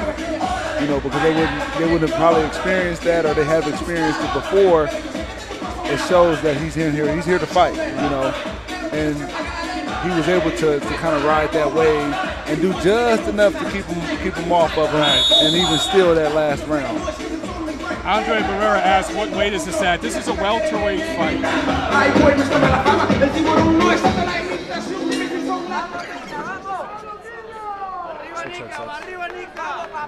This is a welterweight fight, 147 pounds. I should have mentioned that before. I mentioned that Arias is rated number 9 by the WBO, but I failed to mention that it was in the welterweight division. And Arias weighed in at 147 for this fight. Ruiz weighed in at 146 and a half. Both of these guys listed at 5'11". And they look it too. I'd say Arriaza is probably 5'10", a little bit shorter. Yeah, Ruiz looks a little longer. Arriaza a little thicker, a little bit bigger in the legs. Yep. Midsection. A nice jab. See, Ruiz shows flashes of his record. You know why his record is so good. Nice little combo right there. Finish to the body. Finish with a jab. And instead of him fighting now, he backs up to the ropes. Exactly. Now he's fighting from the middle, and then he backed up. Get a little work done, and then back up out of range. Yeah. Where you can't get anything done. Now he's got to step up to get a shot off here. And just not to be pressed against the ropes. You know what I mean? So much.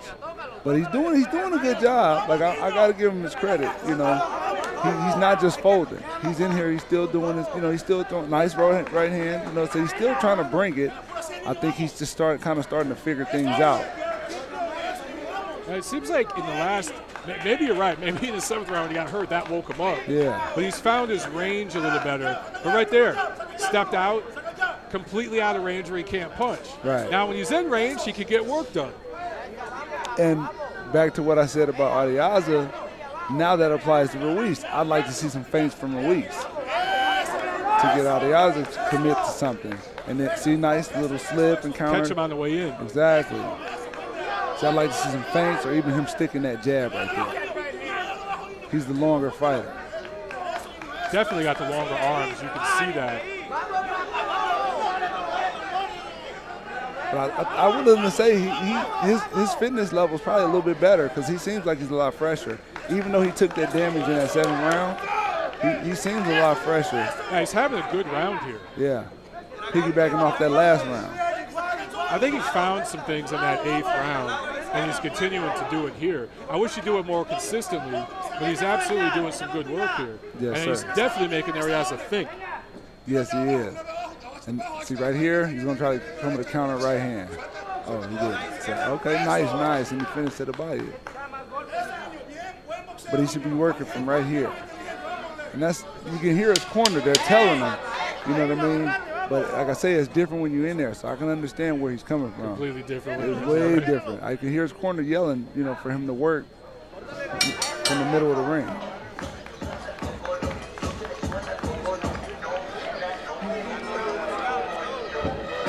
Coming up on the 10th and final round of our main event. Roberto Arriaza comfortably ahead in this fight. 28 years old, 16-0, 13 knockouts. Went pro at 22 years old, an advanced age. When did you go pro? I was 32, 33. Very so old advanced I can't remember. Age. So old I can't remember. Are you excited for your fight coming up, man? Yes, sir. I'm ready for it. I'm ready to go. Yeah, I'm ready for it right now. I've been training, already, in the ring and sparring, and I'm just ready, ready to go. I'm just enjoying the ride, man. When I first started, I walked into a boxing gym at 25. The guy told me I was too old. So, had I listened to him, I wouldn't be here. Of course.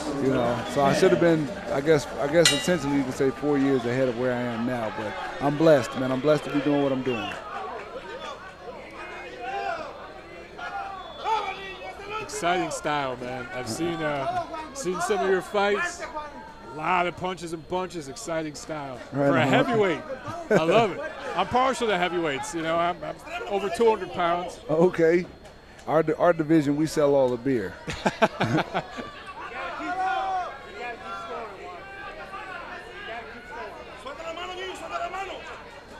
10th round, and I was just going to say, sorry, no sense of urgency from Ruiz. No, but I like how Arias is still coming. I like that, you know. Sense of urgency from Arias. Yeah, right? He wants to make a statement. Yeah, he's still trying to come get him. So I'm not mad at him for that. Absolutely. And like I say, it seemed early on in the fight that Ruiz was just kind of content with whatever happening. And then there was a period where he picked it up, and it seems like he's back to, you know, he'll fight if he has to, but if he doesn't have to, he won't. It seems like Arias was saving some energy in the tank for this last round, right. One last big push here. Right. Now I see a little head movement coming the other way. Where was that earlier? Right. But he's doing his thing. He's coming. Look, he's coming. He wants it. So he should be jabbing right there. Jabbing. He's got some feints happening here. Nice. I like that. Getting some work done I like those this straight final punches. round. Yeah, I like the straight punches from him. He gets in. I like that. He gets in close to shoot those 4 straight. Gets good leverage on his punches, too. Yeah. Okay. And I'm waiting to see Ruiz counter with something. See if he's just gonna, if he's, you know, just working his defense, just trying to survive, or is he gonna counter and try to, you know, land something big. Nice uppercut. See, a lot of you guys on Facebook commenting about how deep the welterweight division is, and true, it's very, very deep, but you guys have to remember, Arriaza, this is his 17th pro fight. He's just a prospect. So he's going to learn a lot from this. Started boxing at age 22. He's 28 right now. There's a lot of potential there in this young man. This guy has a lot of potential. Both of these fighters do. Even if you look at what Ruiz is doing, he shows flashes of skill, of a deep skill set. He's just got to, you know, find a way to put it in the application. Like, look at that beautiful movement he just used. He was able to freeze him without even throwing a feint or a punch, just by moving. Yeah, Ruiz has great footwork. Oh yeah. Great movement. So both of these fighters, you know, they'll be around. Absolutely. Yeah. No doubt. And not everybody can be a world champion. You know, some of these guys we're the lifeblood of the sport, guys that necessarily aren't champions. Absolutely. You know? So props to both of these fighters. This was a good fight, both of them. You know, Arriaza was able to do what he wanted to do. He came away with the win. He keeps his O. So, you know, good for him and his team. Good quality fight, technical fight. Yes. Fought at a high skill level. It doesn't live up action-wise to what we saw in the co-main, right? So I know some of the fans, some of the guys chatting on Facebook are you know, complaining, but there was a lot of skill in that fight. Yeah. A lot of good skill from 2 quality professional fighters. Yeah. And I think I hate to keep using this reference, but there was a lot of people that didn't like Floyd. Yeah. They didn't like them. They liked Pretty Boy Floyd. They didn't like Money Mayweather, you know, because you had Pac-Man, who was a totally different fighter, but Floyd's style would last a lot longer than Pacquiao's. Of course. Yeah. So, you know, I'm just glad both of the fighters are healthy. They both appear to be healthy. They'll be going home to their families, and, you know, we got a good show. Got 10 rounds of good footage. And there you see my scorecard. This is unofficial, of course, but I think the judges are going to agree with me as they did in the co-main here. I found 1 round to give to Ruiz, but honestly, I could see this a shutout. I gave the 9th round to Ruiz because he did land some good counter shots, and I thought he really had Arriaza thinking a little bit in that round. Yeah. But total domination on the cards. The action in the ring was competitive, though, right? But in 10-point must system, it looks very, very dominant for Arriaza. Yeah. I say in spurts it was really competitive, but based on what we saw, we both agree, you know, Arriaza was consistently the better man. Exactly. And I'll throw it up to Jimmy Lennon here in a second to make it official, but I think everybody at home watching knows what they're going to get here. Roberto Arriaza should win by unanimous decision and improve to 17-0 with 13 knockouts. Here we go to Jimmy Lennon Jr.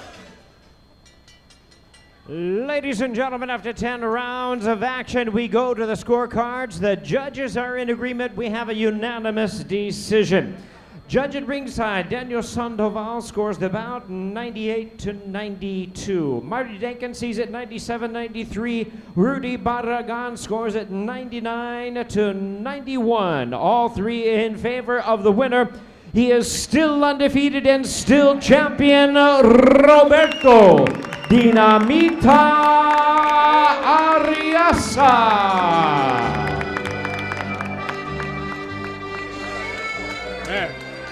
Jimmy Leonard Jr. with the R roll. He went deep into that thing. He rolled that R for a good 10 seconds before he got the name out. They got it right. He got it right. Yeah. They got it. That's all I can say. I'm not going to say anything else. I can't do that.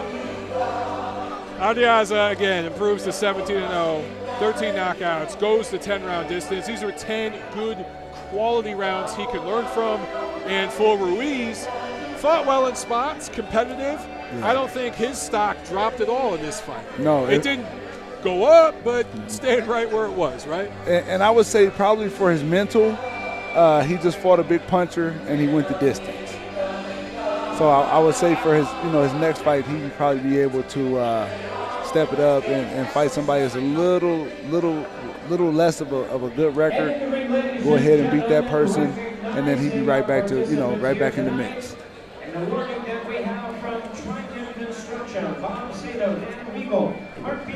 All right, here we are, ladies and gentlemen. I am joined by American heavyweight LaRon Mitchell, who did an outstanding job, man. He jumped right in here at the last second, and he crushed it.